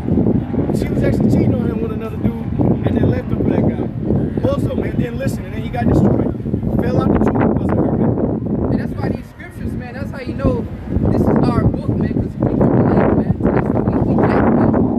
Or, I mean, don't we always say, hey, listen to your boy, man, your main boy. But he'll fall out with his main boy that he been cool with for how many years for a piece of box, man. It's like, bro, like, man, you don't know nothing about my woman. It's like, bro, that's your homeboy, man. He gonna tell you, he gonna look out for you, bro, that they end up choosing a woman over their homie, you know? Hey, but his name was the Omen Nomen, return, Shawab, that means return. He returned back to the world. Yep. So, the angel said, I will tell thee the mystery of the woman, and the beast that carrieth her. And dragon, okay? Go ahead. Which have the 7 heads and 10 horns. Right, because I say dragon, because the beast and the dragon is synonymous. Okay? It's the same thing. Because you get people who will let you just add it to the scriptures. No, I didn't. Okay, go ahead. The beast that thou sawest and is not, and shall ascend out of the bottomless pit. That bottomless pit, it was talking about that over there in Europe. Okay, because that's where the Renaissance, because that's where Esau, you know, he kind of went into slavery under the Moors, the so-called Moors, which were Israelites. All right, and they were serving under Jake during those times. Okay, over there in Europe, and then they ascended out of that bottomless pit. Talking about the Renaissance, which means the rebirth. Okay. No, I was saying the dark age. Dark age. Yeah, dark ages. The Byzantine Empire. Okay. The Middle Ages. Okay, those were when so-called Negroes were ruling over in Europe, man. Okay, go ahead. And go into perdition, and they that dwell on the earth shall wonder. And go into perdition meaning destruction. Okay, and the people shall wonder because, hey, is this the one where it talks about the deadly wound, or is that Revelation 20? I think that's Revelation. Yeah, I think it might be. Yeah, because this place got a wound. This place, the Roman, that beast, okay, which is going back to that Roman system, you know, it was wounded. And people were like, man, this place ain't never gonna come back up. But what happened? That rebirth, the Renaissance, the so-called white man, Esau Edom, came back into power. And people wonder, like, damn, look at this guy. He just came from rags to riches. You know? Being slaves. That goes to show you it's a divine intervention, man. That's a simple answer. How did he able to come out of the clefts of the rocks and come from being the most uncivilized creature to the most superior creature on the planet? How? It's simple, man. The Heavenly Father. Because, like, when shit don't make sense, that's when a light bulb should pop up in your head. Like, damn, this shit ain't making sense. Anytime something don't make sense to you, you need to question it and examine. Go into it, man. You know what I mean? Just to add on real quick to the part your brother just read, this is Revelation chapter 20, verse 1. And I saw an angel come down from heaven, having the key of the bottomless pit. That's the same bottomless pit that it ascended out of, that's spoken of in Revelation 17. And a great chain in his hand, because that chain represented the slavery that Esau was under in the time of the so-called dark ages. Okay, and it says, and he laid hold on the dragon, okay, that beast, that old serpent, which is the devil and Satan, and bound him 1,000 years. Now that's an easy Google search. You type in how long was the Byzantine Empire, it's going to tell you. It's going to say it's just a little bit over 1,000 years. I think it was like 1,100 years, because those last 1,000 years, that the Byzantine Empire was already starting to fall, but that's when it officially fell, was when Constantinople was taken down, which is modern day Istanbul. That was the final stronghold. You know, well, there was other ones. There was Granada, Spain, or Portugal. You know, those were some of the last holds of Jake that fell, but that's beside the point. And that's why they say the actual first slave ships came from what? Spain. Yep, exactly. Yep.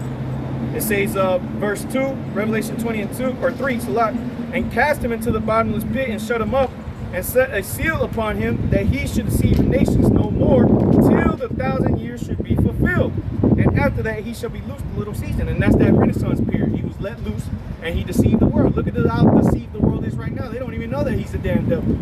You know? They think he's what's that damn show, with that old Edomite, Mr. Rogers. They think this is just a nice old man. A nice old cracker. They nobody. Come on, man. That guy, come on. America. Is this the man? Yeah. Is this the man? Yeah, until Mr. Rogers gets arrested for some child shit, and then they're looking at, that's him? That's what's gonna happen. America's gonna get caught, and they're gonna be like, damn, how is the whole the hammer of the earth, broken in pieces, man? And how did he deceive the whole damn world, man? Yeah. The basis of it. Go ahead, that was it on this. Back in Revelation 17, verse 8, it says, the beast that thou sawest was and is not, shall ascend out of the bottomless pit and go into perdition. And they that dwell on the earth shall wonder, whose names were not written in the book of life from the foundation of the world. Yeah, because the Lord aren't going to be wondering after this place, man. We see it for his filthiness, man. Okay, go ahead. Reading on, it says, and they that behold the beast that was and is not and yet is. Yeah, because what it was, the Roman Empire, it is, okay, because John the Revelator was still writing this during the time of the empire, and then it said what? It shall be. It says, when they behold the beast that was and is not and yet is. Yep, and it's not because it got brought down, and yet it is because it came into power, man. It came back into power. Go ahead. And here is the mind which hath wisdom. The 7 heads are 7 mountains on which the woman sitteth. Yep, 7 kingdoms, man.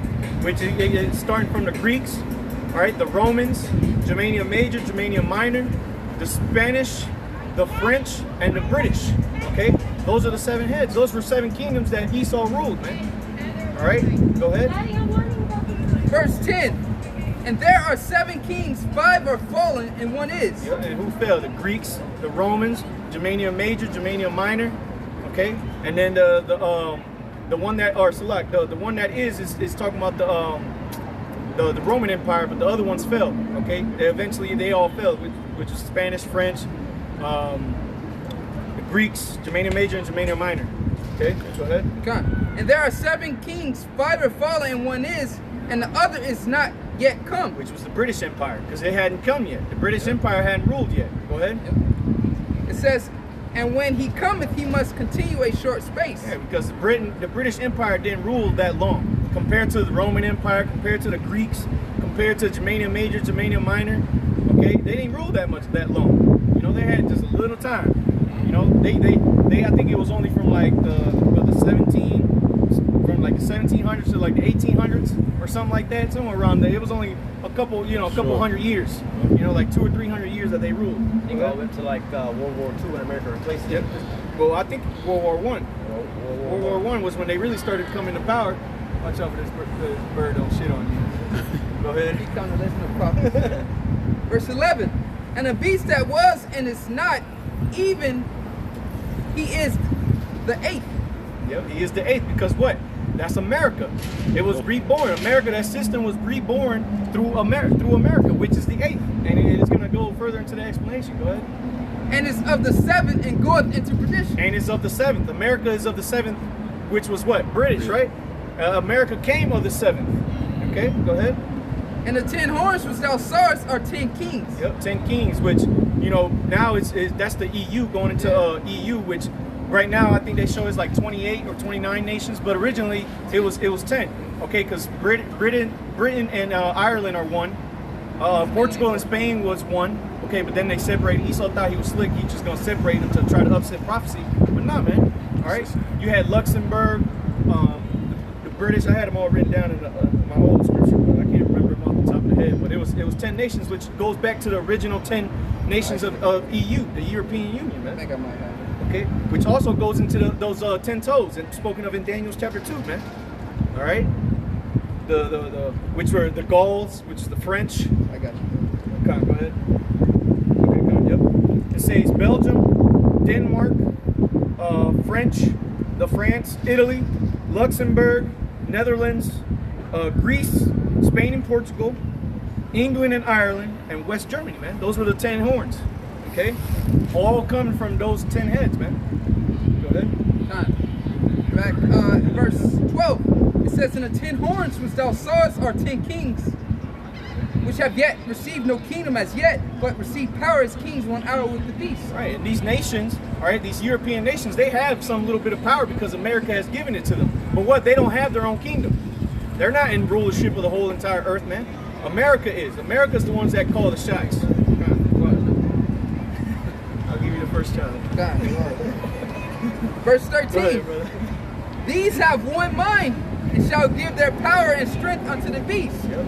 They have one mind. This is where you get in this whole new world order. And not only that, because before that, they were all still of one mind. That was, Damn, bro. They're all one mind because what? They all made this confederacy together. They made these alliances. They made the EU. They made NATO. Okay, they made what's another one? The North Atlantic Treaty Organization, which is NATO. Okay, got a lot. Yeah. Before the EU was, I think, the ECC or something like that. The European Economic Commission. And that was when it was just the blue flag with the yellow stars on it. Yeah, that was during 1948 was when it started. Okay. That's when they first started. It was called the European Economic Commission, Committee, whatever. I think it was like maybe 2 or 3 before we got to where they have NATO now. Kinda, yeah. It was like really, really small, going back to like the 10 heads, the 10 heads. Then it got to a little bit bigger than that, but it's the same deal. These have one mind, and shall give their power and strength unto the beast. So they all came together. They were like, all right, America's going to basically be the stronghold. We're going to all work together. We're going to have trade. We're going to keep the nigga. We're going to keep the Israelites under subjection. They're going to be kept under. We're going to hide this truth. Okay, go ahead. Verse 14. These shall make war with the Lamb. Yep. These meaning who? Those 10 horns. Okay, they're going to make war with the Lamb. Okay, which is who? The Israelites. Okay? Starting with Yahweh Shai, which is the ultimate Lamb, but we in the spirit, which they're making war against us right now. Yeah, exactly. They're making war against the spirit. And if they make war on us, they make war against Yahweh Shai. Because if they hate you, they hate. Exactly. They hate. Know that they hated me first. Because we doing the work of the Lord. The Lord said we are out here for His name. So when they come up against us, it's like, look, you killing the king's messenger. That's really all you're doing. You killing the king's messenger. And that's a exactly. That's a direct act of war on a king if you assault his messenger, man. Where's that script where it says, I think that might be in Daniel though, where it says they was gonna basically the same thing, wage war against the Lamb. When they talk about they take the kingdom. The saints shall take. Yeah. That's right. Basically saying the same thing though. Yeah, you're right. It says, these shall make war with the Lamb,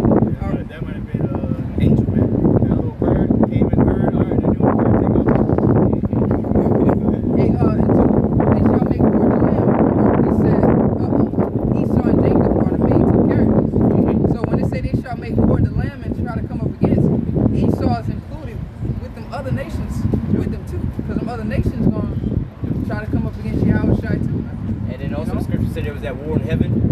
Yeah. And Michael fought with his angels, and the devil fought with his angels. That's gonna be the physical war against the Lamb. You know, when Yahushua actually cracks some skies and come back. Right now it's a spiritual war.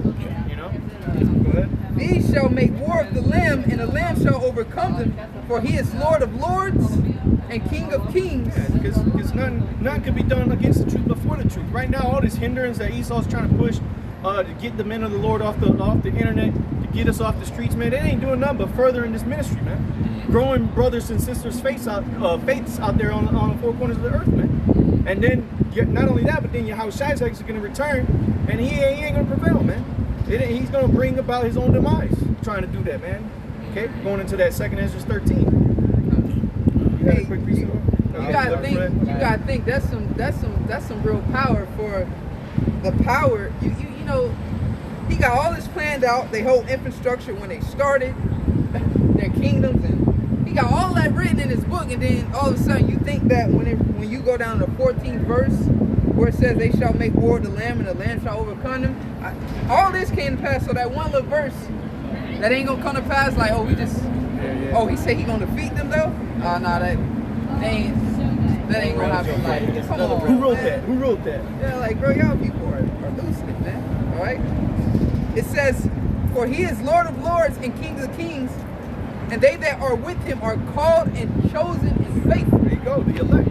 Those that are with him. Who's going to be with Yahushua up in the clouds, man? First is going to be those that were beheaded. Okay, the martyrs for Yahushua. They're going to be first risen with Yahushua, man. And then we're going to get beamed up, and then we're going to come back down and wreak havoc on the earth, man. We're going to establish the kingdom of heaven here on earth, man.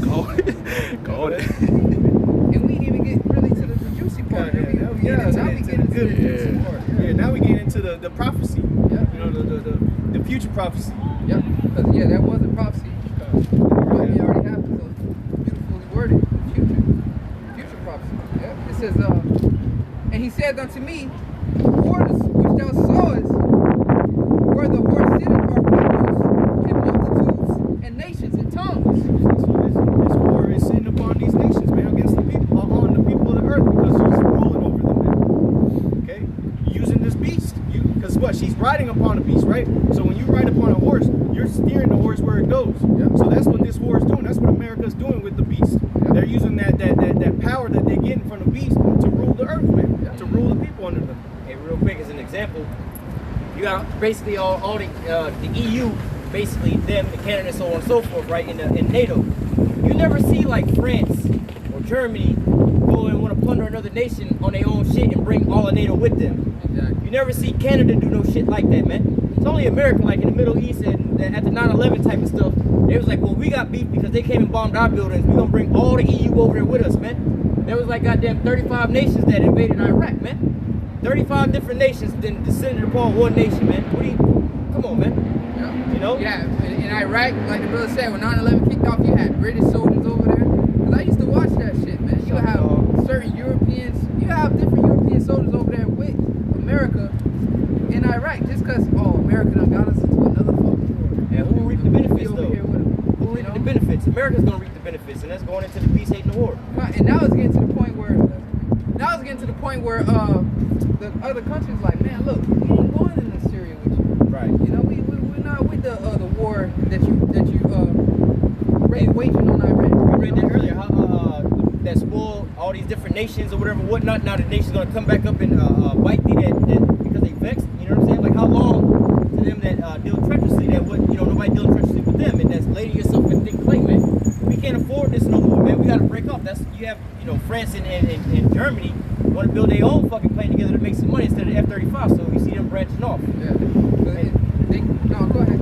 I was gonna say you had also read about that whore sitting on many waters, and they tell you in there that those are different nations, right? But when you go to Christianity, they'll tell you, oh, that's the Roman, Rome over there, or sitting on 7 seas, or a hill on 7 seas. No, this is talking about. They clearly give you the breakdown in there. You know what I'm saying? They clearly tell you what the waters that it's talking about, man. Exactly. It says, verse 16, and the 10 horns which thou sawest upon the beast. This is the good part, right? This is 10 horns, okay? These European Union and NATO, okay? Because ultimately, when you think about NATO, you got Canada, okay? Which Canada comes from who? Who took over that land? That was the French. That's why they speak French up there, bro. It's like a broken kind of French, and they still have a French accent in the language that when they speak English up there. But that's the French, so that's still part of the EU. You know, Turkey. Turkey. That's them too over there as well too. Yep. A lot of them. And the 10 horns which thou sawest upon the beast, these shall hate the whore. And we see that happen, man. We seen these nations hating America. Okay, you had the European Union, man. They Donald Trump started putting tariffs on them, you know, and then these nations started talking cash shit like, yo, we don't want to do no business with America no more, man. Like, and eventually it's gonna happen, man. And they say they shall hate the whore, man. You read that part, right? Yeah. They shall hate the whore. Yeah. They gonna hate him, man. You already go to any other country and you in America, people gonna look at you like a fool, man. Like little stupid Americans, man. That's what these nations say talk about bad us. on America. They got brothers have testimonies and stuff like that where they go outside the country, you know, being a Jake, and then they in these other Edomite nations, and the Edomites over there buying them drinks and stuff like that, talking shit about the white Americans, man. Yeah, I remember, Jakes, yeah. I remember who was that? I think it was Corey Holcomb or something. It was a comedian, Corey Holcomb, talking about he went outside the country, and he said he was with, you know, his managers and shit like that. It was some white folk, but the other white folks that he was going, that was in their nation, they was talking all kind of shit about these Americans. They were like, oh no, you don't want to hang out with them. They bad people, whatever, whatnot. We'll buy you a drink. We're not buying them no goddamn drink. Fuck them, man. So these are their own people. These are the curses that's falling apart, that's being lifted off of Jake about the brothers hating the brothers, man. All right, now it's falling on Esau, man. You see these Edomites going hand with one another. Hey, Get that real quick. Deuteronomy 28. God. Where I shall be equal towards thy brother. Matter of fact, get 50. 30 and 7. 30 and Yeah, 7. yeah, 30. I'll get that one. All right, then you get the curse. Hey, Esau is done, 54. man. You know, the curse is coming on his ass now. You got Edomites like you remember the one sent out by Elder Malcolm? Yeah. Edomites dropping other Edomites. Hey, oh, what's up, asshole? And then before you know it, they both gunning each other down. Pow, pow, pow, pow. Hey, I'm like, old man was a G. He got that about taking like 8 to the chest. He took like 8 to the chest, close range. Still got him like, that's a real demon right there, boy. Because, bro, you Edomites are the real niggas, man. You know, that shit's gonna be shown, man. You know? Hey, real quick, let me first read this and then you bring out the curse. Yeah. This is Deuteronomy chapter 30 and verse 7. The book of Deuteronomy chapter 30 verse 7. And the Lord thy power will put all these curses upon thine enemies and on them that hate thee, which persecuted thee. And you damn Edomites, you crackers out here, man. You've hated the so-called Negroes, Latinos, and Native Americans, man. You persecuted us on the streets, man. You've hung us, killed us, man. All right, you give financial strain against our people. All right, making it hard for us to get up, make it in life, man. Well, guess what? Now these curses are going to get brought upon you. Go ahead and get Hey, that real curse. quick, there was an RT post I just saw on my phone. It was 2 Native Americans. I guess they were at a reservation, right? And they called and asked help for like medical assistance. They had, had a little whole coronavirus thing going on. And it was a post of RT. It said we asked for medical assistance, and they sent us body bags. Damn. Native Americans, bro. And he had in the comments, people was going up. There's like, oh, make sure those because it was body bags wrapped up in like plastic. So there's like the ones you rip the plastic and you unfold. It's a big ass body bag. But they asked for medical assistance on one of the reservations, and they sent the Gadites fucking body bags, bro. Instead of medicines Yeah. or respirators. Look like it up. You ve- think ventilators. online? Do a Google searching, man. You know, that's real. Damn. You want to see, brother? Oh, okay. I'm Go. just putting it on this side so people can see Okay. instead of trying to come in front of them. All right, go ahead. I'll get. This is Deuteronomy chapter 28 and verse 54. It says, so that the man that is tender among you and very delicate, his eyes shall be evil towards his brother. And this was what was brought upon the Israelites, man. All right, but we read in Deuteronomy 30 and 7 that these curses are going to be now put on our enemies, man. So go ahead, and we seen it. The brother sent out the link earlier today from the elder Malcolm from Chicago. 2 Edomites trying to shoot at each other because motherfuckers must have been talking shit to each other. Probably don't like each other, and then he came out and pulled a revolver, and then they started blasting each other, man. That's usually what you niggas do. But now you crackers are doing it, man. You Edomites, man. Y'all gunning each other down on the streets. Okay, go ahead. Y'all selling each other's drugs now and being laid out on the floor. Y'all the new crackheads. Y'all the new heroin addicts, man. Go ahead. This is Deuteronomy chapter 28 and 54 again. So that the man that is tender among you and very delicate, his eyes shall be evil towards his brother, and towards the wife of his bosom. Yep, now you going home and beating your wife.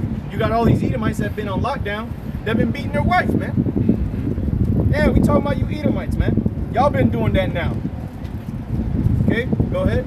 You gonna say something? Yeah, real quick, because it says, I shall be evil. So when it's evil, that means to hate. Yep. You know, so when they're going, the beast shall hate the whore, that's all you so-called European brothers hating each other, man. You know? Let's finish off. I got a precept a quick one right after this. This is going back to Deuteronomy 28 and verse 54. It says, I shall be evil towards his brother and towards the wife of his bosom and towards the remnant of his children which he shall leave. Okay, yep. Hey, that you Edomites, boy. Hey, you Edomites, man. Y'all losing it, man. Y'all starting to feel these curses, and y'all ain't gonna be able to deal with it, man.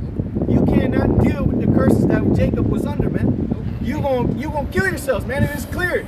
Suicide rates all through the roof because of lockdown. And it ain't even got bad yet. Yeah, Go bro. ahead, brother. You wanna say something? Hey, no, well, one nation shall be stronger than the other nation. Yeah. They can't handle the pressure of being a nigga, man. Being at the bottom, man. And if it wasn't for the Lord gave them, the earth was given into the hand of the wicked, they have all this so-called handicap. All right, if it was on an equal playing field, man. All right, Esau is no match for Jake, man, on an equal playing field. This is why they have to have all these doctrines and philosophies to keep you down, or certain people can't live in this neighborhood, can't send kids to this school, or whatever, whatnot, or whatever. If we was on the same playing field, bro, hey, that's why they deny us certain kind of loans and everything like that. And they give these handouts to these Edomites to keep them up in the head, man.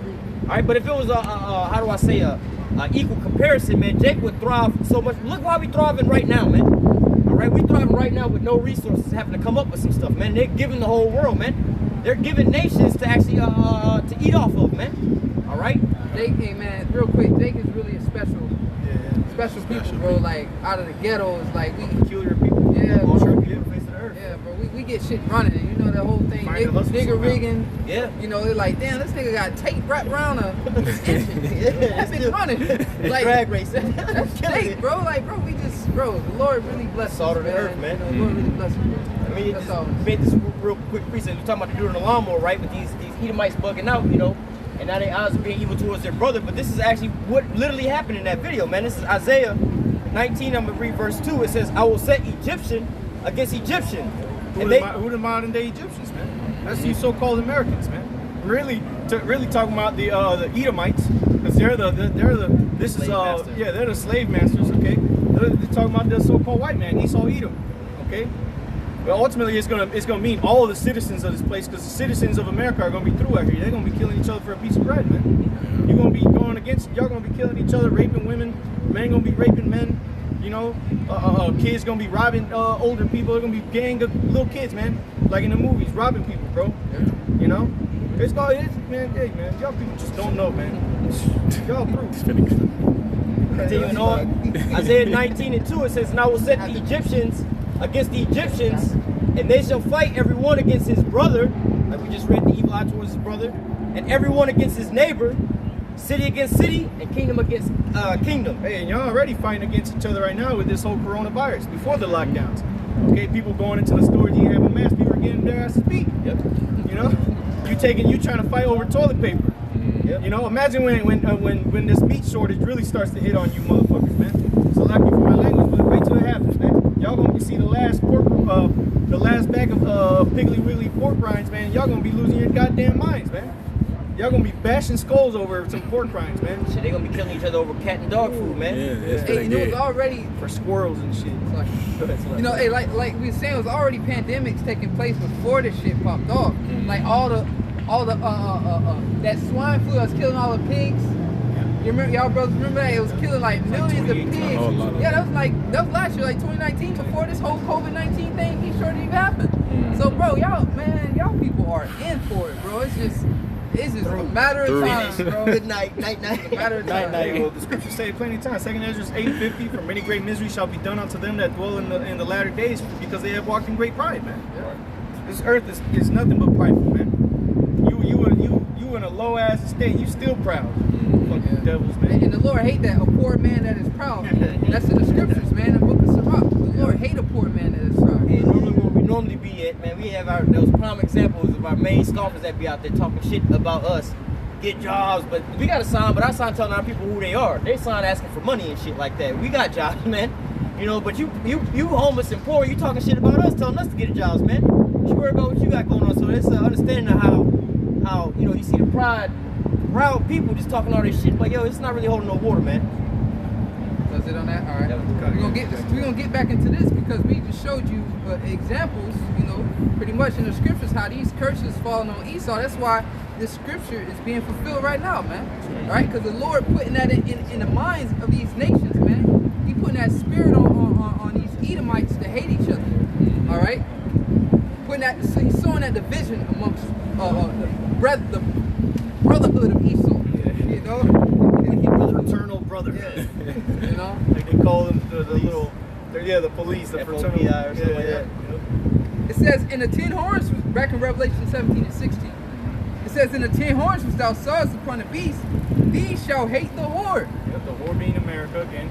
Okay, in case you Jake's out there on the other side of the camera, man. Not you, brother, but or you, brother, but you know, side of the screen. Yeah, you know, screen. Jake be watching videos. He can't stand watching videos for longer than 15 minutes. These Jakes that ain't really into the truth like that, they might have just clicked on it, and 5 minutes later they're like, yeah, like my nephews. Yeah, you know, I'm starting to help them out. Learn the scriptures more, and I'll be sending them links every now and then. He told me straight up, he's like, yeah, I didn't watch that link because it was an hour long. I was like, yeah, all right, cool. You still young. He's 13 years old, so he ain't really got that attention span. He wants to go do some bullshit, But that's the mentality that a lot of men are in this world, man. They got the attention span of a fucking fly, man. Hey, but you don't want to wake up to that everlasting shame, man. The Lord, like, how come you didn't make it? My attention span wasn't that long to watch the videos. You know what I'm saying? I had other shit to do. I was playing PlayStation, or I wanted to go out skateboarding or whatnot, so I didn't want to watch the videos, man. Oh, so you didn't make it because you wanted to go do that bullshit, man. So you waking up to that everlasting shame. Hey, that's why that word, disciple, goes into discipline. And you got to be disciplined to go into this, man. That's for us. Bro, once again, like every brother always say, it's Saturday, man. It's the day of the world, bro. Saturday is the day of the world, man. That word disciple means a follower, follower of Mashiach. And so to be a follower of something, even if you're following a workout plan, you got to be disciplined to keep that. You got to be disciplined. You got to know, okay, I got to wake up at 6 o'clock or early in the morning, so I have longer day, and I have time to work out in the morning. During my break, I might go play, some basketball, or then at the end of the day, I take it easy, cool down, and have a good meal. You have to be disciplined, like Brother said, to be able to follow that plan. It says, it shall make her desolate and naked, and shall eat her flesh and burn her with fire. And when you go into that word desolate, it means empty, man. This place is going to be made empty. You're already starting to see it, the meat shortages, the computers, electronics being taken from the shelves, but eventually this place is going to be made empty because the nuclear missiles are going to burn this place up. From China, from Russia, from Iran, from North Korea, from all these countries that got missiles, guess what? And including the European Union, your good old pals over on the other side of the pond, guess what? They're gonna shoot missiles at y'all too. That's what the prophecies are speaking about right here. In Revelation chapter 17, verse 17. Okay? Go ahead, read it again, Baba Bashar. And shall make her desolate and naked, and shall eat her flesh and burn her with fire. Eat her flesh, man. They're gonna devour this place up, man. They're gonna come, not only are they gonna shoot this place, but before that, they're gonna send troops over here, man. This World War III is gonna have battles here in America, man. Because these troops are gonna come over here pursuant to, what is that, Isaiah 14 or 13? Where it talks about they shall not guard gold or silver. Yeah, well, that's talking about but it's gonna be like a chase row, a couple verses up. Kind of, that. A couple, I can get it. A couple verses up from that. Yeah, we'll finish this first. It says, verse 17, for the Most High have put it in their hearts to fulfill His will. Yeah, there you go. This is why all this is happening. This is why they're gonna hate America. And they're gonna follow.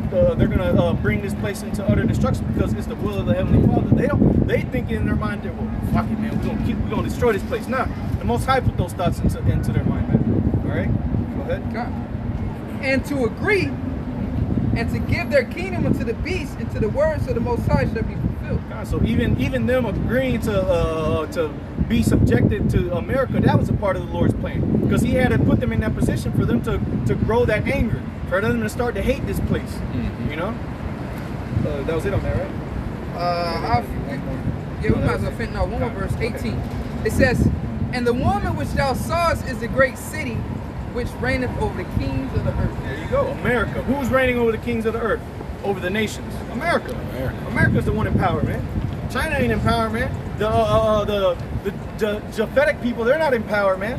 The Aborigines from Australia, the so-called the Hawaiians, those are all Japhet. They're not in power, you know. The Ishmaelites, they're not in power. The so-called Arabs, Arab nations, they're not ruling the earth. The Elamites is the so-called East Indians, okay, and the people from Iran. Them people ain't in power, man. It's the Edomites, man. That's who's running. Where's the headquarters for Esau? Is America, man. Okay, so get that quick precept. This is Isaiah chapter 13 and verse 13. It says, "And it shall be as a chaste robe." Isaiah 13 and 14. "And it shall be as a chaste robe, as the sheep that no man taketh up. They shall every man turn to his own people and flee to his own land. Everyone that is found shall be thrust through, and everyone that is joined to them shall fall by the sword. Their children also shall be dashed into pieces before their eyes. Their house is spoiled, and their wives ravished." See, that's what America has done to these other nations. They gone over there, they kicked in their door in the name of fighting terrorism, and they gone over there, killed men, raped their women, killed the kids. You see that in the movie American Sniper. Dude sniped the kid and his mother, you know, when she didn't even have none. She didn't even have no bomb, or I don't know if she did or not, but nonetheless, this is what America has done. Well, guess what? Now they're gonna, because what did the scriptures say? Do unto them as they have done unto thee. Reward unto their double. I think that's Revelation 18. We don't have to get it, but you know that's what these nations are gonna do to America, man. It's called payback. Go ahead. Next two verses, and then get that to all three. All right, come on. It says, "Behold, I will stir up the Medes against them, which shall not regard silver, and as for gold, they shall not delight in it." Which are those Russians, those Medes is talking about Russia, man. Because they're going to be the main ones coming over here. That's going to be the power head of these nations coming over here to destroy this place, man. Okay, go ahead. That's why the Lord has been making Russia a great military power right now, man. Yes, sir. They say to hell with everything else. We're going to make our military strong. Why is that? Your brother read it in Revelation 17 and 17. To fulfill the will of the Heavenly Father, man. Okay, you good, brother? Oh, God. Got you a little sick? Feeling it? All right, kind of. Go ahead. Like the brother said, you know, they invested in all their money into their military. That's it. Like all these, Kim Jong-un, you know, these nations be doing a worldwide, not worldwide, but countrywide drills. You know, military drills. And whenever you see those nations doing that, who are they always there with? Russia. China and Russia doing war games. You know, North Korea, they're in talks with Russia. You know, Iran, they're in talks with Russia. Syria, they're in talks with Russia. Because Russia that is leading the charge against America. Yep. You shall be a guard on top. It's always quoted it earlier. It's always two sides. You, like the brothers going into, you got the Russian side or whatever, whatnot. You know, their things is so-called to defend themselves against NATO. Then you have NATO doing their NATO drills. You know, they say, oh, it's to protect Europe from Russia, the Russian threat. You know, these are the two sides. Let me finish off here in verse 8. Isaiah 13, verse 18. It says, "Their bows also shall dash the young men in pieces, and they shall have no pity on the fruit of the womb, and their eyes shall not spare their children." Yeah, these troops that are gonna come over here, man, they're not gonna pity y'all, man. Did you American soldiers pity any other nations you went over there to? No. You was killing everybody, man. Brothers have plenty of pictures that were brothers that were in the military of shit that they would do to these other nations, man. Men's heads splat on the ground, man. Esau didn't give a damn. He just went over there and said, kill, man. That's all he did. He got these trained soldiers to do nothing but follow commands, and the command was to shoot and kill, man. And they call it collateral damage. This is the price of war, man. You know? Yep. Well, that's what they're getting ready to do over here, okay? But they're doing it in defense, okay? These nations are doing it in defense. They're doing it for a reason. Esau was just doing it for no reason because he wanted to take control of the place. Guess what? That ain't gonna fly no more, man. Go ahead, get that, Joel. Joel 3 of them. Just start at the top. All right. This is Joel chapter 3, verse. Oh, okay, yeah. Verse 17, 9. Yeah, Oh, okay, so so I do 9. This is Joel 3 and 9. It goes like into a different time period. Yeah. This is Joel chapter 3, verse 9. It says, "Proclaim ye this among the Gentiles, Yes. prepare war, wake up the mighty men, let all the men of war draw near, let them come up." Joel chapter 3, verse 9. Proclaim ye this among the Gentiles, prepare war, wake up the mighty men, let all the men of war draw near, let them come up. Kind of going into the same thing like the brother was going into. Actually, let me read the next verse. Well, let me get the word first real quick. All right, come. There in chapter verse 9, it said, proclaim ye this among the Gentiles. I'm going to get that word proclaim. It's porah. Yeah, porah, and it means to call out, recite, read, cry out, proclaim. Okay, to read aloud, and this is what we're doing, man. The men of the Lord are pushing that spirit that's calling out to these nations to prepare themselves, man. Because what? It's the will of the Heavenly Father that's in them. So that spirit is getting pushed out there, those vibrations. Okay, so guess what? These nations are doing exactly what that spirit is pushing them to do, man. Okay, which is prepare for war, prepare for battle, man. This is Joel chapter 3. I'm going to start at verse 9 again. Proclaim ye this among the Gentiles, prepare war, wake up the mighty men, let all the men of war draw near, let them come up. Beat your plowshares into swords, and your pruning hooks into spears. Let the weak say I am strong. And so, like what the brothers was going into, this is one of the brothers said, hey, all these nations now are taking all their money and investing it into military equipment, man. You don't have these nations over here investing in infrastructure, building up their nations like this and that, man. You got China develop their first ever aircraft carrier or whatever, whatnot, man. All right, Russia developing hypersonic missiles, man. All kind of new missiles, man. You know what I'm saying? They got all kind of new shit over here, man. North Korea still testing their missiles and everything like that, man. India and Pakistan testing their nuclear capabilities. Also, they've been supplying these nations with these weapons, okay, such as the SR-400 or the S-400, the missile defense systems. They've been selling weapons to these other nations. America, that's what was happening with Turkey. America started getting down on them, putting sanctions on Turkey because they were dealing with Russia. Okay, go ahead. Continuing on in Joel chapter 3, verse 11. Assemble yourselves and come, all ye heathen, gather yourselves together round about. Thither cause thy mighty ones to come down, O Yahweh. This is talking about these troops, man. The military troops. This is what the nations are doing. This is why they're doing military drills. This is why the nations are buying military weapons from Russia and these other nations, man. And also they're buying weapons from America. America's supplying these nations they're going to be shooting at. Exactly. That's true. Yeah. Going back to Obadiah 1 and 7. Yep. Hey, real quick, let me go back up to verse 2 real quick. Yep. I will also, Joel 3 and 2, I will also gather all nations and bring them down to the valley of Yehoshaphat, and will plead with them there for my people and for my heritage Israel, whom they have scattered among the nations and part of my land. So this is also going into why they're being gathered up over there, man. The Lord is strategically moving everybody over to the Middle East, preparing them for World War III, getting everything set up, advancing the technology for thermonuclear destruction over here. All right, we're going to Ezekiel 38, we're talking about being that guard and prepare for thyself and these other nations and things like that. All right, putting those hooks into Russia's jaw, man. This is why you see all this prophecy taking place, being prepped and prompt for this in World War III, man, for that great sacrifice that the Lord is about to sacrifice, man. All right. Was that a precept you read, or what that was Joel 3. He read out. I jumped to verse 2. Oh, okay. I was like verse 12 is the next verse. Continuing on, Joel 3 and 12 says, let the heathen be awakened and come up to the valley of Yehoshaphat. And that's what that valley of Jehoshaphat, which is Yehoshaphat, which means the Lord's judgment. That's talking about the Middle East. Because that's where everything is gearing up. Because that's the last stronghold for America. Okay, like if brothers have been watching the videos from I sent a couple of them with that financial guy. What was this? The hedge funds. He was talking about how Iran is that last stronghold for the oil, of control of the oil. So what America is trying to do is they're trying to get a control of that, man.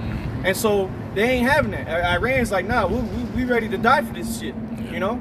So what they've been doing, they've been going through Syria, they've been trying to get in through Saudi Arabia, which is spoken of in Joel chapter 2, if I'm not mistaken. I think it's Joel chapter 2 about America being in Saudi Arabia. Okay, let me just get it real quick. This is Joel. It is 2 and 20. Come on, go ahead, get it. Well, it says Joel 2 and 20. But I will remove far off from you the northern army, and will drive them into a land barren and desolate. Oh, that Northern Army is talking about the North American Army, okay? Americans Army, okay? Go ahead. And put it said, and will drive them where? It says, but I will remove far off from you the Northern Army and will drive him into a land barren and desolate. Oh, and that's Saudi Arabia. Because all that is just complete desert. Okay, all Saudi Arabia is nothing but desert. There ain't no wild, there ain't no flourishing trees or nothing like that. It's just a waste. That's the what's the wilderness. Okay, that where the Israelites were wandering in. Okay, they're part of it. And that's why they economy wholeheartedly depends on oil. Yep. That's it, because they ain't got nothing else to sell. Yep. Go ahead. Continuing on, it says, into a land barren and desolate, with its face towards the EC. And what's the EC? That's the Persian Gulf, which is where you have the Strait of Hormuz, which is right on the other side of that is what? Iran. So that's why that's a lot. Go ahead. I was gonna say, remember, you know, the scriptures say Persia, but again, like the brother said, the Persian Gulf, Iran's name was changed from Persia to Iran. Real quick, I'm gonna pull up the map as the brother reads that again, just to show you as we go through the precept that this is Saudi Arabia. All right, so it says, Hold on, let me get that out the way. All right, go ahead. this is Joel 2:20. But I will remove far off from you the Northern Army and will drive them into a land barren and desolate, with its face towards the EC. Okay, hold on, stop right there. The EC, there you go, the Persian Gulf. And what is next to the Persian Gulf? Look at that, Iran. What a coincidence, huh? Okay, it is. All right, go ahead. And his hinder part towards the utmost sea. And that utmost sea is the Red Sea. Okay, go ahead. And his stink shall come up, and his ill savor shall come up, because he have done great things. Conan, what's that stink? That's all the shit that he's doing over there. All the wickedness that he's plotting over there. Okay, go ahead. Or was that it? That was it. Conan, so that's right there, a precept showing you that why Esau's over there, man. And you see it happening. Okay, that's why you're having all this turmoil in the Strait of Hormuz, man. With so-called Iran seizing these tankers, European oil tankers. Man, come on, man. That's why you having the Iranian Navy aggressively approaching the U.S. ships, man. Like we always say. Yeah, that's that. Yeah, you're right. Like we always say, like, would you like if Iranian warships was in the Gulf of Mexico? Riding up and down this bad. Yeah, like if you have a problem. They get mad when Russian ships dock at Cuba. Yeah. You know, they keep a big eye on that, and when Cuba is its own sovereign country. But you get mad when Russian ships dock at Cuba. It made headlines. Oh, Russian ships just docked at Cuba. Well, shit, that ain't they allies? They like, what's wrong with that? Yep. But here it is, you over in the Persian Gulf. They had the Russian troops over in Venezuela too, that they were heard about. Yeah, they went and took the gold from over there so that the Americans wouldn't steal this shit. They was like, nah, what y'all doing? Yeah. You know, but hey, but that's Esau for you, man. He's that hypocrite, never keep it at home, man. It's always in everybody else's, always in their damn cookie jar, man. Yeah, hey, going again, the reason why he's in Venezuela too is because he's trying to get, trying to control that oil. That's the last stronghold that Esau's trying to take over, man. Because he already got control over everything else. When he's about to fill his belly. Yeah, Esau literally got control of everything else on the planet Earth. Food, water, you gotta go to him for the one of all things. The oil is the last thing Esau does not have full control over. After that, he's pretty much, the world is at his hands. If he get Iran, which that's why it's not gonna happen. It ain't gonna happen. But if he was to get Iran, he'll have the Middle East on lock. Yep. You know, the whole Earth really, because all the oil of the Earth comes from where?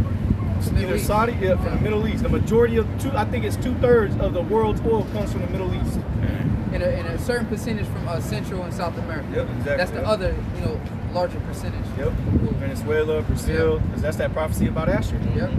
Hey, but also, as we were just reading there about how the American military, when you put these prophecies together, man, you always hear say this, that the American military is going to be over there in the Middle East. And once they get deployed over there, you bring out other scriptures, they're going to all be buried over there, man. They're going to wind up dying in war. There's no soldier going to come back from over there, man. All right, but then we read earlier in Isaiah 13 about how they was going to spoil the houses and ravage the wives and so on and so forth, right? You're going to have an invasion over here as well, too. But the Lord just said he was going to remove the northern army afar off. you're not gonna have no protection over here, man. They gonna just come through and just plunder this place, man. Because the army's gonna be fighting World War III. Exactly. Their hands gonna be tied. That's why Israel, when you ever watch them, your brothers done seen them clips where they say the worst places to be when World War III pop off.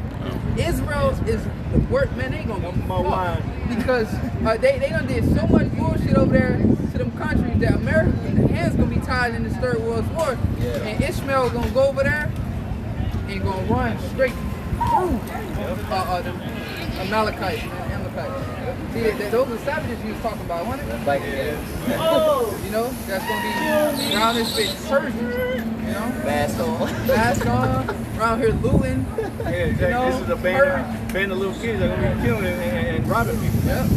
hey, actually in Atlanta, from when I used to grow up out there, you go on a train station downtown and all that kind of shit out there, man. It's actually a bunch of little kids. They be homeless like this though, but it'd be a band of them. They would ask you for some money or whatever, whatnot, come to rob your ass, man. So they'd be like the little kids, man. They just be, hey, they be out there like that for real. Go ahead and get back on the Joel 3. Yep. This is Joel chapter 3, and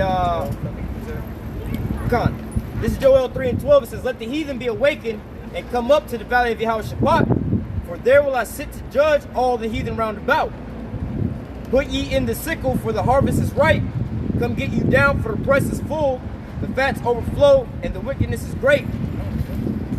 Hey, because what do you do with the fat of the animals? What would Israel do? They would burn it for the sacrifice, right? So what's the Lord gonna do with that fat? That fat that's overflowing, He's gonna burn it, you know, as a sacrifice, man. You know, it's gonna be all these nations, and the reason why it says all these nations, okay, it said in verse 13 it says, or verse 12 it said, "For there will I sit to judge all the heathen round about," because all the nations are gonna be there. Why? Because it's gonna be World War III. Okay, it's not gonna be just another desert storm. It's not gonna be a little skirmish. It's gonna be a World War III out there in the Middle East, man. Okay, go ahead and read that verse 12 again in the book of Joel in the Old Testament of the Scriptures. Go ahead. This is Niggas want to look like we talking out our ass. Go ahead. This is Joel 3. I'm just go back to 12. Go down to 14. It says, "Let the heathen be awakened and come up to the valley of Yehoshaphat, for there will I sit to judge all the heathen round about. Put ye in this." That means you jar-headed simple niggas, man. Y'all gonna be shipped over there too. Drafted. Yeah. You laugh and shake your head like this is one big joke until your ass is sitting over there pissing yourself before you get shipped out that plane, man. Hey, you might be better off to get drafted over there because at least you'll have a gun. You know what I'm saying? For your last little moments. Because if you left over here, man, you still gonna get that judgment. They're gonna just bust into your house and put your ass down, man. You know? Verse 13. "Put ye in the sickle, for the harvest is ripe. Come get you down, for the press is full, the fats overflow, for their wickedness is great." And what is saying? There was a parable Yahushua spoke about the harvest being ripe, and he sent the angels down to reap. Revelation. I think it's Revelation 7. No, it ain't. No, it was a parable that spoke about the angels coming down and reaping. I believe. I could be mistaken, but You mean where he said set the goats on one side? No. I think you might be talking about.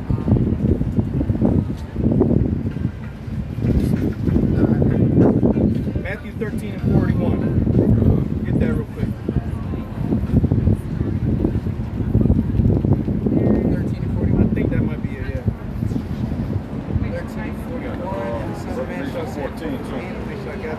He's Revelation 14. Miami.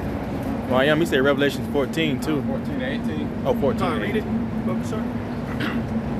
And another angel came out, Revelation chapter 14, verse 18. And another angel came out from the altar, which had power over fire, and cried with a loud cry to him that had the sharp sickle, saying, "Thrust in thy sharp sickle, and gather the clusters of the vine of the earth, for her grapes are fully ripe." Yep. And that's twofold. That's talking about the elect.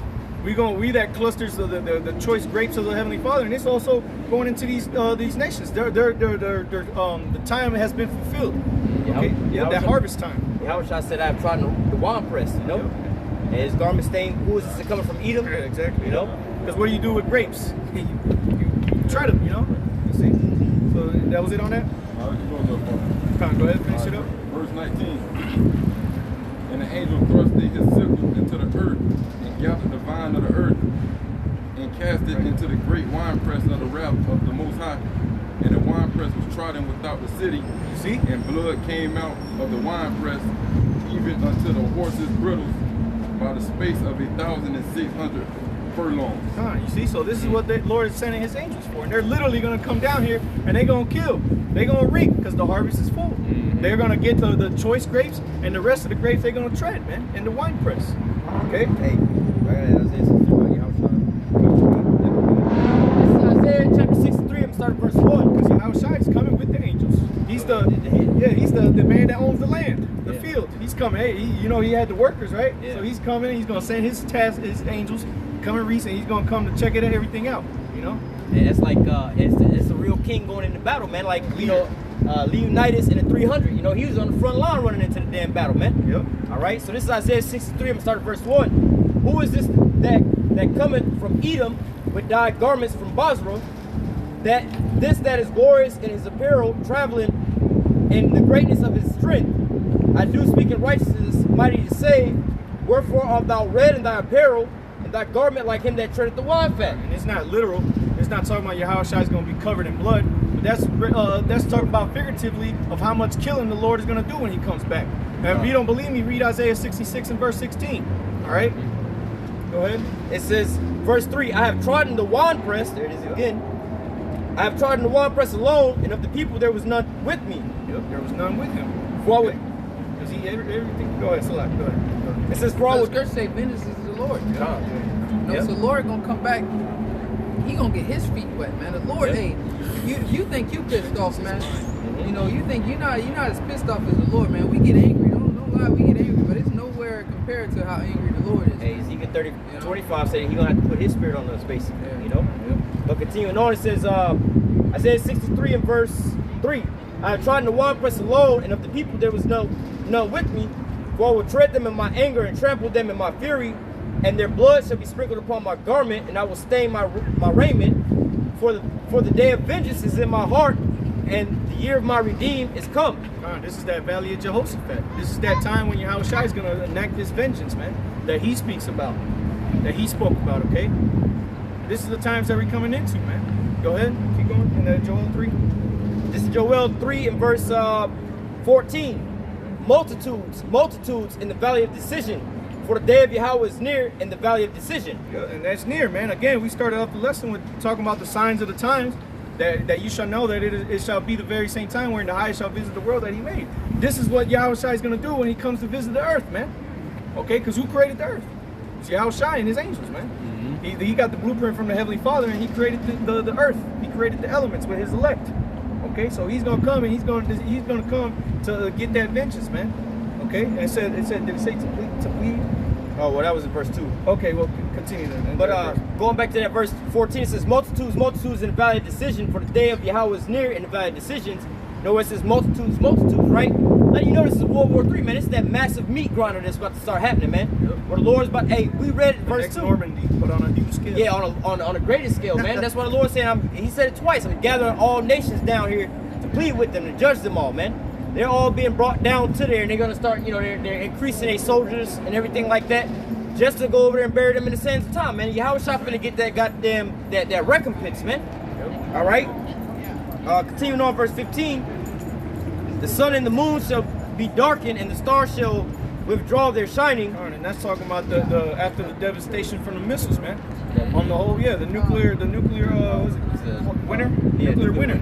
Okay, because you're not going to be able to see the suns or the stars, man, because it's going to be completely dark out here. Because there's going to be smoke all over there. Because not only America's going to get hit, but over there in the Middle East, Israel's going to get destroyed, the land of Israel. Okay, and then there's also going to be other nations that somewhat get hit with missiles too, because America's going to shoot their missiles off. So it's going to be smoke covering the whole entire earth, man. Okay, go ahead. Verse 16, Joel 3 and 16. Yep. Yahweh shall also roar out of Zion and utter his voice from Jerusalem, and the heavens and the earth shall shake, but Yahweh will be the hope of his people and the strength of the children of Israel. Yep, and that's pretty much it on that, because that's one more verse. Okay, go. So you shall know that I am Yahweh, your power, dwelling in Zion, my holy mountain. Then shall Jerusalem be holy, and there shall be no strangers pass through her anymore. Yep, and that's going into that Revelation 21, where that new heaven coming down from heaven, or the new heaven coming down. or the new kingdom, however it's worded, you know, that's what it's going to be. And that's why the Lord is that protection, that savior, you know, that salvation is because he's going to deliver us out of that time period that's getting ready to come. Okay, because of the missiles, man. You know, you had something. Go ahead. This is in the book of Psalms 119, verse 126. It says, "It is time for thee, Lord, to work." And that's the time we in, man. It's time for the Lord to work, man. You know, we've been waiting patiently, pursuing back to Acts 1. Now is the time to restore the kingdom. You know, the prophet was waiting on the Lord to get down. Because think about it. The books Isaiah, because Isaiah speaks on a lot of you know, the returning of the Lord and the destruction. So they you know, during the time of the apostles, they was able to read the book of Isaiah because what Yahushua, he quoted a lot of quotes from Isaiah. How you know, this day is this scripture fulfilled. You know, a lot of things are you know, prophesied of Yahushua returning in the Old Testament. So the prophets knew those prophecies. That's why they would ask, Lord, is this the time that you finna get busy, that you finna take down this current empire, this Roman Empire? You know what I mean? Because what? Well, it wasn't the time. Because the scriptures say Yahushua shall come riding in on an ass, right? How much power you got riding in on a donkey? You know, that's not much power. But in the scripture in the book of Revelation, say Yahushua is coming back on a white horse. All right, symbolizing power. All right, pure power. You know, and exactly. So you know what I mean. So Yahushua is coming back in that great force, man. Go ahead. I got a precept for what you just read. This is Habakkuk chapter 1, and I'll start at verse 3. It says, "Why dost thou show me iniquity and cause me to behold grievance? For spoiling and violence are before me, and are that raise up strife and contention. Therefore the law is slack, and judgment doth never go forth. For the wicked doth compass about the righteous. Therefore wrong judgment proceedeth." Okay? Yeah. And that's happening. That's been happening. Go ahead. Yep. Wicked does surpass the righteous, man, and wrong. Therefore therefore go forth wrong judgment, man. All right. That's why there's no justice in this society for you so-called Negroes, Latinos, Native Americans, man. All right. Because why? The law is slack, man. There's no mercy. All right. Of Yahweh Shah in this land. So what? People are suffering. The scriptures tell you when the righteous are in authority, okay, the people rejoice, but when the wicked bear rule, the people mourn, man.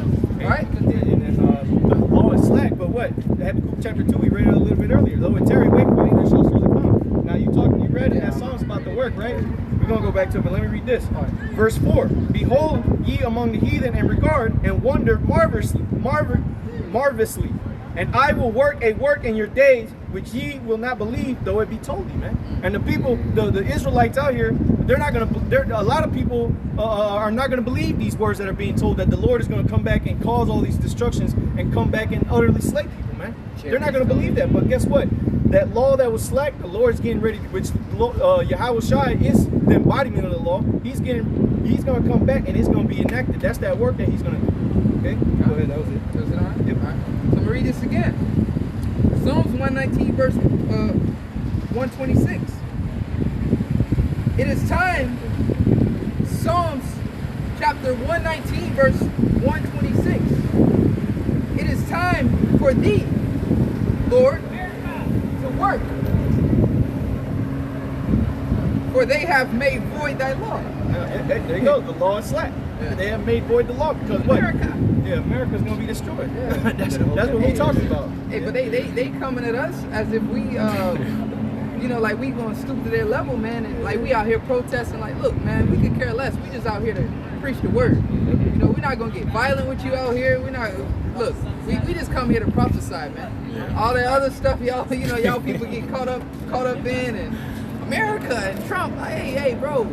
Go Trump. Hey, go ahead. America, bro. We go just come ahead. out here to Rejoice and be to glad. prophesy, bro. Y'all, we want y'all to enjoy it because when the Lord get ready to bring that pain, man, and to bring that sedition, that way you enjoy it now, man. Enjoy it. Hey, matter of fact, get that Lamentation. That's why Lamentation 4 and 21. Where is it after the book of Daniel? That's like the book of Jeremiah, around there after Okay. Jeremiah.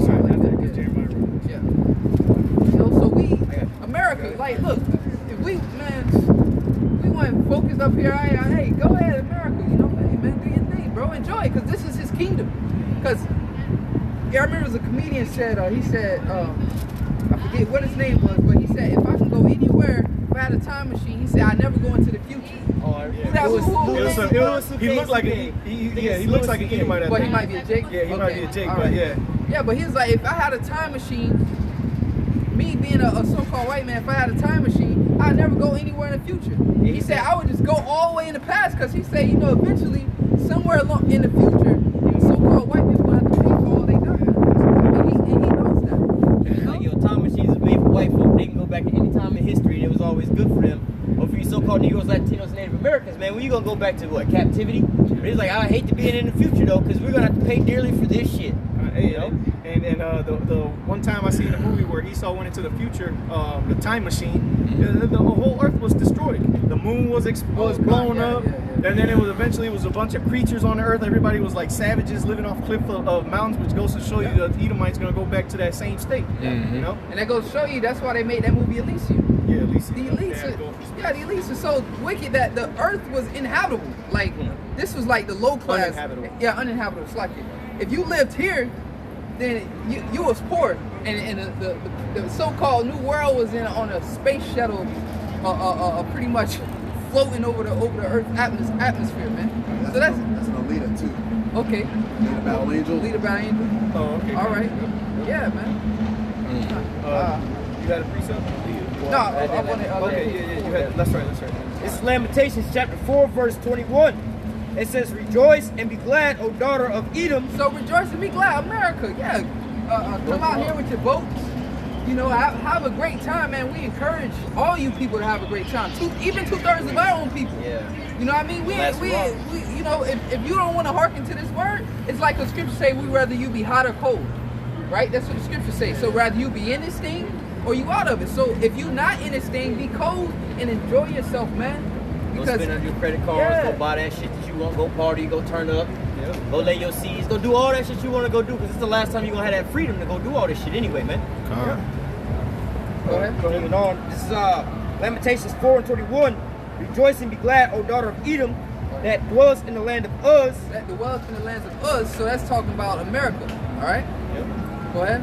The cup also shall pass through unto thee. As Yahweh Shai said, So like, wasn't Babylon in the land of Uz? Uz was a I think that's chief place in Edom. Oh, okay, come. I mean, you can blue letter it real quick while I can read this. But I think Uz is one of the cities of Edom. But I know Basra was definitely a city of Edom.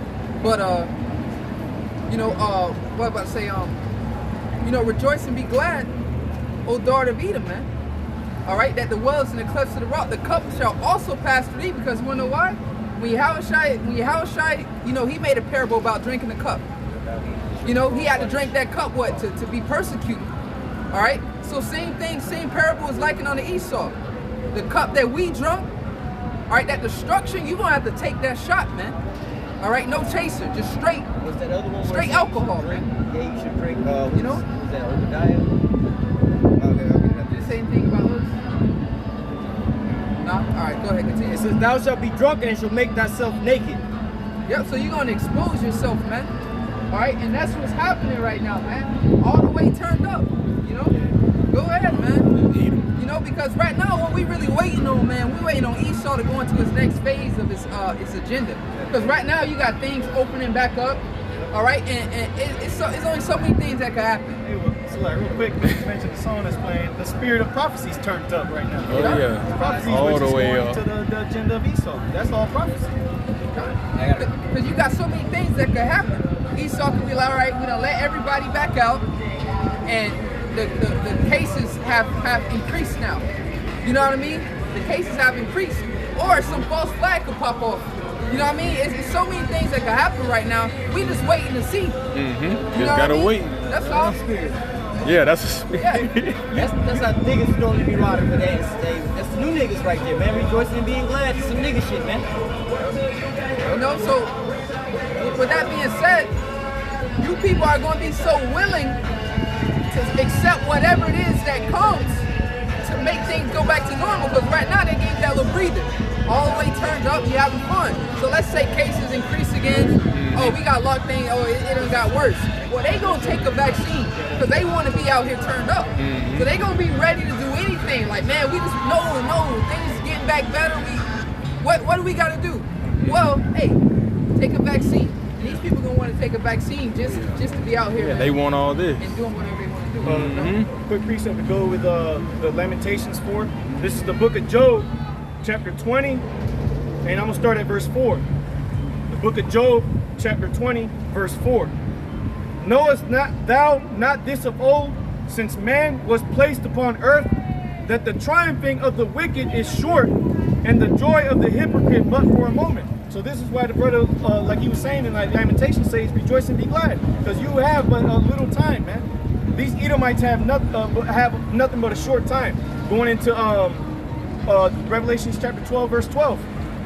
Satan cometh down on you like a roaring lion, because he knoweth that he has but a short time, man. This is why Esau, the high up elites, man, they're not rejoicing right now. These motherfuckers are in panic mode. They're trying to get that ball rolling, man. They're trying to get things going. You know, this is why we're seeing prophecy after prophecy after prophecy happening. This is why they're trying to come. They're speeding up these vaccines. Okay, this is why Warp speed. Yeah, warp speed. Yep. Warp speed, Operation Warp Speed vaccine, whatever. Yep, the hell it's kind. called. They're pushing. There's a lot of talk about the chip. Okay, which is the RFID microchip. There's lots of talk about that right now. Okay, because Esau's pushing that agenda. Okay, because he's trying to fulfill, because he knows that he has but a short time. It says, verse 5 again, that the triumphing of the wicked is short, and the joy of the hypocrite but for a moment. Though his excellency mount up to the heavens, and his head reach unto the clouds, yet he shall perish forever like his own dung. They which have seen him shall say, where is he? He shall fly away as a dream, and shall not be found. Yea, he shall be chased away as a vision of the night, man. That's Esau in his kingdom, man. People are going to be like, damn, what happened to the power of America, man? What happened to the so-called white man ruling the whole planet Earth? What happened to him? And then after 1,000 years of slavery, he's really going to become a dream. He's going to become a memory, man. People are going to be like, who? The electors going to be scratching their own heads like, damn, bro, you remember them, what were they called? Those red motherfuckers. What were they? Oh yeah, Esau. Yeah, I remember that motherfucker, man. Let's go check them out at that pit we burned them in. Go to the burial grounds, you know. But it says, verse 9. It says, the eye also which saw him shall see him no more, neither shall his place any more behold him, man. See, so knowing this, you Edomites, boy, yeah, you better live it up. You better, like the brother said, max out your credit card, buy as many back page holes as you can, you know, forget your wife and kids, man, and go live it up, because that little time that you got left, man, is gonna come like this, because Yahushua said that at the time, Matthew 24 and 22, if it was for the elect's sake, those times shall be shortened. Yeah, so the Lord is gonna speed things up real quick, because he needs to deliver the elect. Okay. Go ahead, you got a piece of? Yeah, I got two more. All right, yeah, go ahead. I got two quick ones that's going to go hand in hand. This is Jeremiah 49, verse 12. Jeremiah 49 and verse 12. It says, for thus saith Yahweh, behold, they whose judgment was not to drink of the cup have assuredly drunken. Yep. And pursuing back to what? Except there be a falling away first in Thessalonians. Yep. We had to fall as a people, man. Yahushua. Hey, Yahushua told, hey, don't weep for me. No, weep for yourselves, man. And your children. All right? You see what he said? You see all these shall not one stone shall be left therein. That was talking about the destruction of the temple when the Romans came in and burned it down, man. All right? So what? That had to happen to us, man. All right? A falling away first had to happen. We had to drink of that cup of destruction. You know, being sieged, raped, robbed, murdered, going into captivity. We had to suffer all those things, man. All right, we had to drink of that cup. That cup was passed onto us. So when the scripture saying that cup shall also pass unto thee, all right, you're gonna witness the same thing, but double that we witnessed, man. You know? Did you read that in Lamentations 4 and 22? Yeah. Okay, That's cool. probably the reason. Okay. But going back to Jeremiah 49 and 12, it says, for thus saith Yahweh, behold, they whose judgment was not to drink of the cup have assuredly drunken, because like the scripture say, the world was made for our sake, man. We supposed to be above all the families that's on the face of the earth. All right, but what? We become slaves to these nations, man, at the bottom of the barrel, man. We had to serve the basis of men. So the question that the Lord is asking right now is like, yo, the world was made for their sakes. That's the apple of my eye. Y'all the wicked. You think that they're gonna get punished, you gonna go unpunished? All right? Yep. It says, they whose judgment was not to drink of the cup have for surely drunken. Art thou he thou shalt altogether go unpunished? Thou shalt not go unpunished, but thou shalt surely drink of it. Yep. All right? Just like picture that scene in the movie, damn, what's that slave movie? Nat Turner, Birth of a Nation, when he was on that rough plantation where they were beating the hell up out of the Negroes there, and they were smashing the teeth out of the Negroes and forced that stuff. That's how you picture that being Esau, man. Being forced to drink this cup, man. He's gonna, man, Esau, man, this fucking devil's gonna get it, man. This fucking devil's gonna get it. He's gonna have to swallow the whole cup with it too, Got man. that right here. That's the other precept I got. This is Obadiah. I got another too. Obadiah 1 and 16. The book of Obadiah, verse 16. Oh, let me go up to verse 15. It says, for the day of Yahweh is near upon all the heathen. As thou hast done, it shall be done unto thee. Thy reward shall return upon thy own head. For as you have drunk upon my holy mountain, so shall all the heathen drink continually. Yea, they shall drink, and they shall swallow down, and they shall be as they had not been. Because it's not just Esau who's going to go. Esau just did it the worst. He just went and kicked the cat while it was down already. Yep. You know, but what? The nations, we were talking about it earlier, they made a confederacy going into Psalms 83. Yep. All right, Obadiah 1 and 7. All right, all the nations, all the heathens made a confederacy together, okay, to come up against the Israelites, to keep us down, because they know that we are the true powers of the earth, okay, underneath Yahweh Bashim Yahushai, okay. That was it on that? Okay, come. I got one to go with that cup. This is Revelation chapter 18, and I'm just going to start at verse 3. Revelation 18 and verse 3.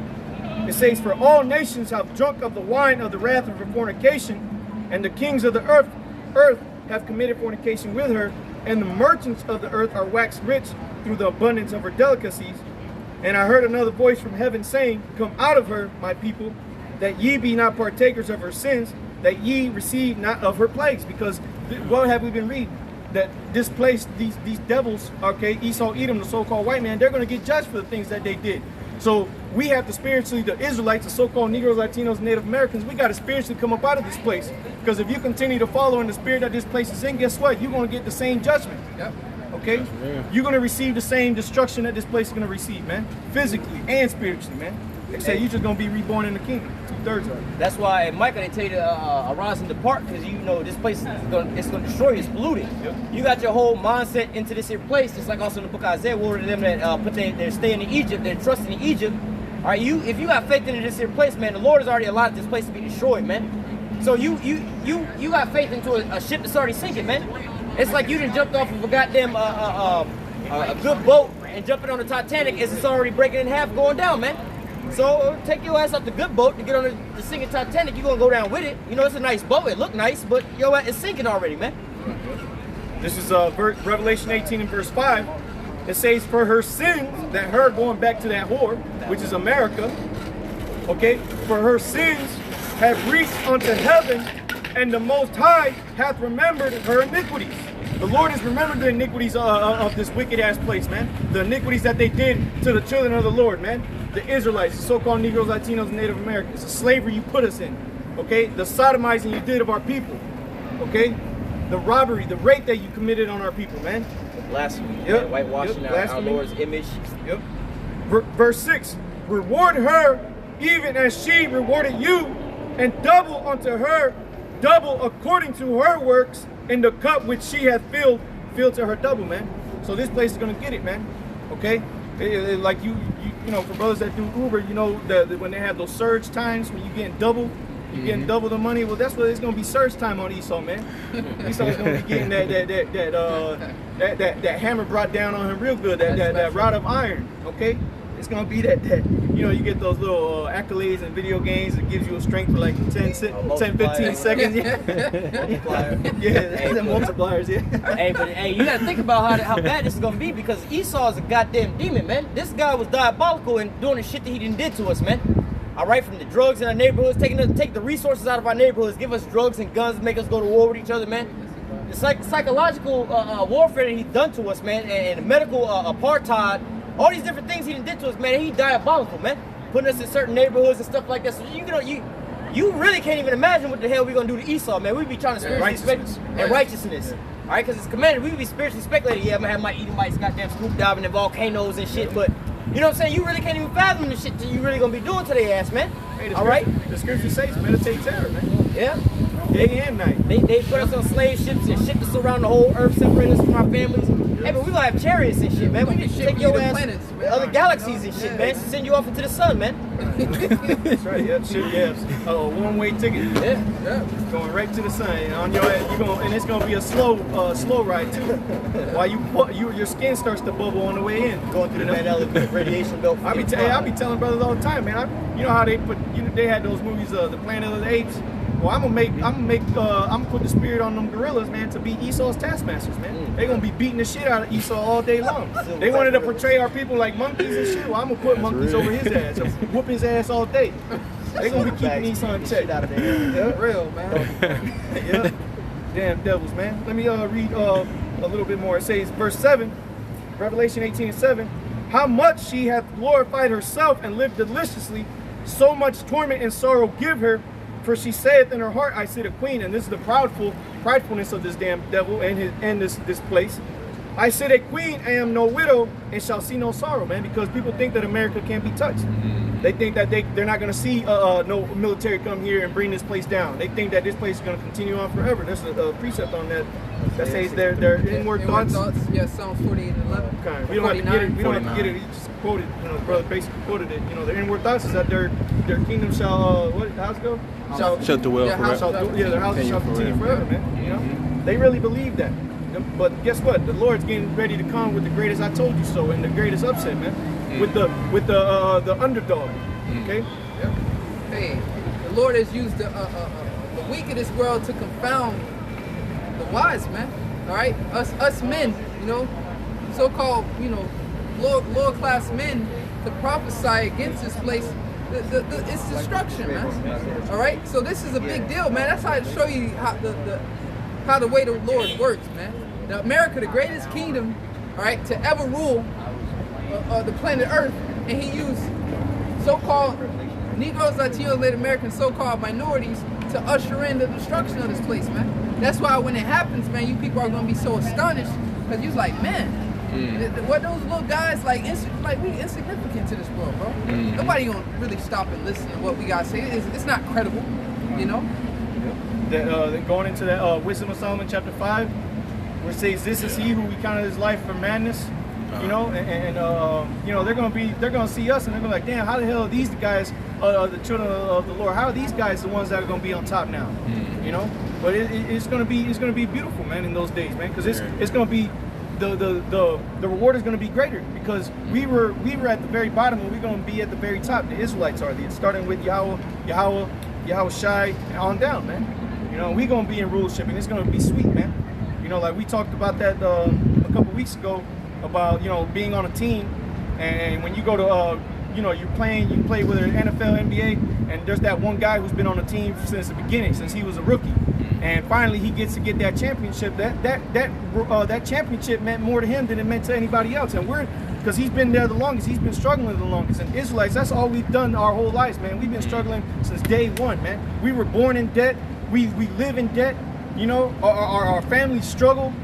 You know, from our grandparents, you know, we were at the bottom of the bottom, man. But what? We continued to endure. We kept it going through the spirit and power of Yahweh Shemi Shai, and we're gonna be rewarded for that, man. And it's gonna mean so much, man. You're gonna have brothers literally crying when we get delivered, man, and tears of joy. Shalom, Mark. You know, we're gonna be crying tears of joy.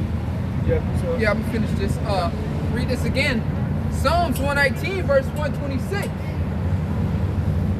It is time for thee, Lord, to work. That sounds so beautiful.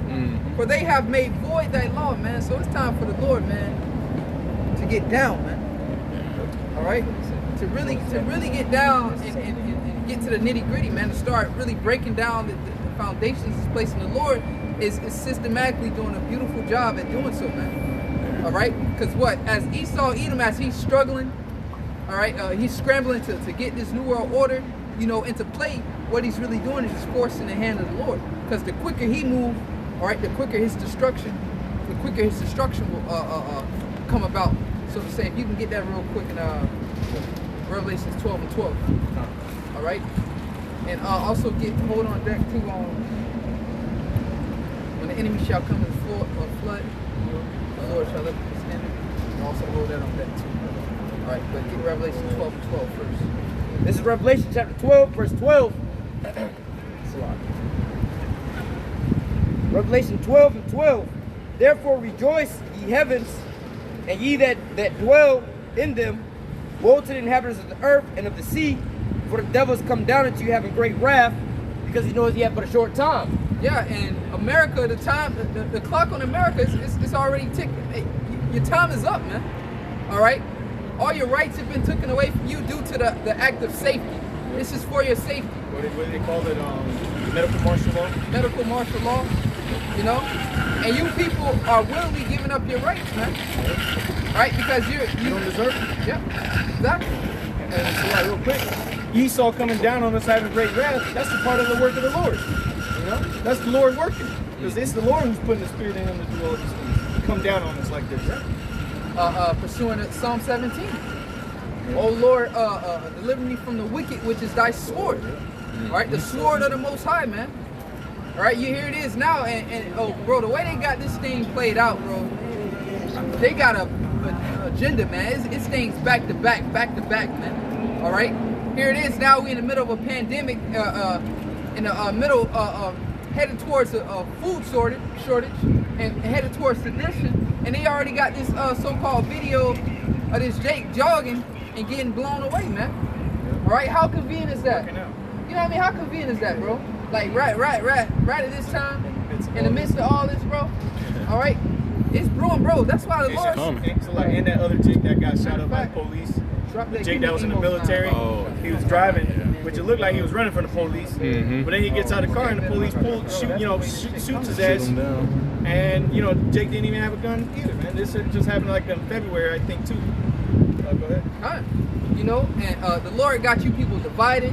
You so-called white people, you Edomites. All right, here it is. You got all these guns. Get prepared for these so-called race wars to shoot down Jake. But you just making yourself a target for when the military come in. They want your guns. They gonna shoot you because you the one with all the ammunition. You think, oh yeah, we gonna find niggas, man. We gonna find niggas and sticks. We gonna shoot them down. But you just make yourself the target for your own kind, because the government, they coming after you people with them assault rifles, man. You know? So like, go ahead. Yeah. So the Lord got you people in a trick bag, man. All right, in a quagmire.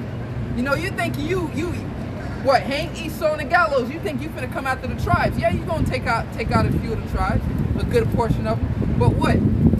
The hand of the Egyptian, I shall set the Egyptian against the Egyptian, man. You ain't just gonna have to worry about shooting down so-called niggas and spicks and Native Americans. You're gonna have to worry about shooting down your own kind. So the Lord is just gonna have this place in shambles, man. All right? We're in the beginning stages of a civil war here in America. Y'all divided, Democrats and Republicans. All right? Go ahead, I'll get that real quick. That's the good one right there.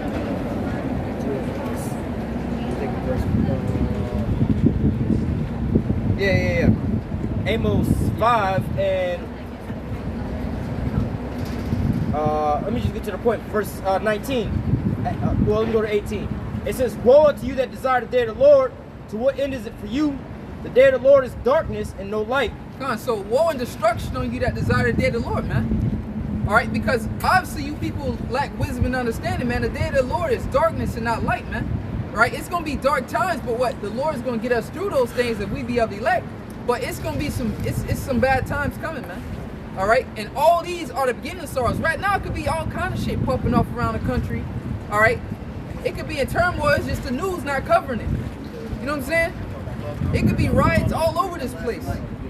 You know, it could be sedition amongst men right now. Not saying to the full extent of 2nd Ezra 16 and 15, but I'm saying all these little skirmishes can be going on right now, but it's just the news isn't covering it. That's all that is, man. You know? I got a quick precept. This is 2nd Ezra 15, verse 15. For the sword and their destruction draweth nigh. Salakia. 2nd Ezra chapter 15, verse 15. It says, for the sword and their destruction draweth nigh, and one people shall stand up to fight against another, and swords in their hands. Going into, like you were saying about those Edomites with the guns, that these people are going to stand up to fight one against another. And if you read further down, it talks about the sedition amongst men. You know, meaning an uprising against the government. These people are going to have these swords in their hands and guns, and they're going to fight. And times are going to be tough, like brother's been speaking about. You know? Yeah, we'll close out. This is going back to Amos 5 and 19. We read 18 again. Woe to you that desire the day of the Lord. To what end is it for you? The day of the Lord is darkness and not light. As if a man did flee from a lion and a bear met him. So if a man did flee from a lion and a bear met him, man. All right, as the upcoming, you know, troubles that we've been talking about, you know, from famine to pestilences to sedition to you having to worry about your own neighbor. All right, to the point where it's a meat shortage, to the point you're gonna be forced to eat your own dog, man. Yep. You know, that's how bad things gonna get. Go ahead. Hey, but going into this here scenario, you going from one bad thing to another bad thing, man. At first, everybody was freaking out about catching the coronavirus, right? Well, you might not have caught the coronavirus, but did you lose your job? All right, and is your job coming back? You know what I'm saying? Now there's a shortage of food, can't get toilet paper. So if people were being affected by all these things, you think you got away from one thing, then you made it to another thing, man. Ultimately, if you make it through all these things, your ass is grass for these thermonuclear missiles anyway, man. That's right. Yep. It'd be better off for you would have died from the coronavirus or from this famine and whatnot, not to see what's coming after the next days, man.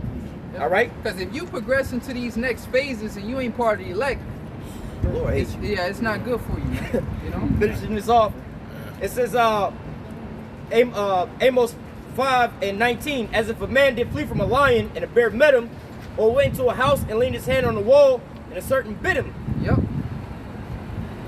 Yep. So what? A murder hornet. You try to run away from a swarm of murder hornets, and then you come across a tiger scorpion, Or a gypsy moth. yeah, or a gypsy moth, or a damn alligator, or a shark, or whatever. Man. Or you get hit by a yeah. fucking airplane on the Yeah, ground. yeah. You get hit by an airplane. Like, damn, I survived the coronavirus, but I got hit by an airplane. Like, what? Yep. The Lord hates you, man. Hey, the movie, The Final Destination, Yeah, playing out. right? You know, where the lady, she already disabled on the ground, and there's alcohol on the floor. Then a flame of the candle get ready to start rolling like this, and she crying like, oh no, hoping it don't roll, and then that bitch just come down and just blow her up.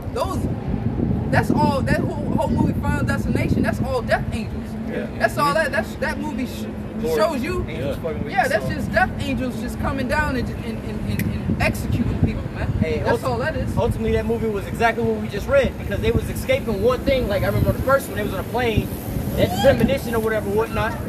Yeah, they had the premonition on the plane or whatever, whatnot. You know, the plane was going to explode. One or two people got off the plane or whatever, whatnot, and then that's how it started. It was like, yo, you still going to get got. They was tracing the path of the people on the plane. Oh yeah, you escaped this, you escaped that, but you're not, ultimately, you can't escape the judgment of the Most High, man. And that's only, you only being deceived. The Most High got you thinking that you escaped death there, or it was a close call. It wasn't no close call, it wasn't your time, man. The Most High don't miss. The Most High got 100% accuracy. Yeah, precision strikes, man. The Most High don't miss, man. He don't got to sit there and reload and hit your ass again, man. No. The Most High is the most accurate marksman there is out there, man. His prophecies, he shot these prophecies off so far back before any of this shit was even thought about, man. All right, he started shooting those archers at Babylon before Babylon was even created, man. And guess what? Those missiles still finna touch down over here, man. All right?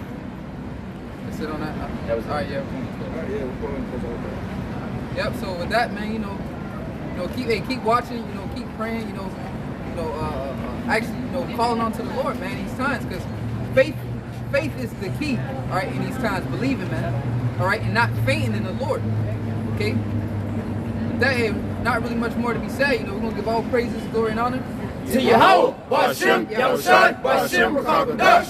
Double honor to the apostles, the great millstone that taught us his truth. And blessing all you sincere ladies out there pushing truth in all sincerity and faith. Shalom. Shalom.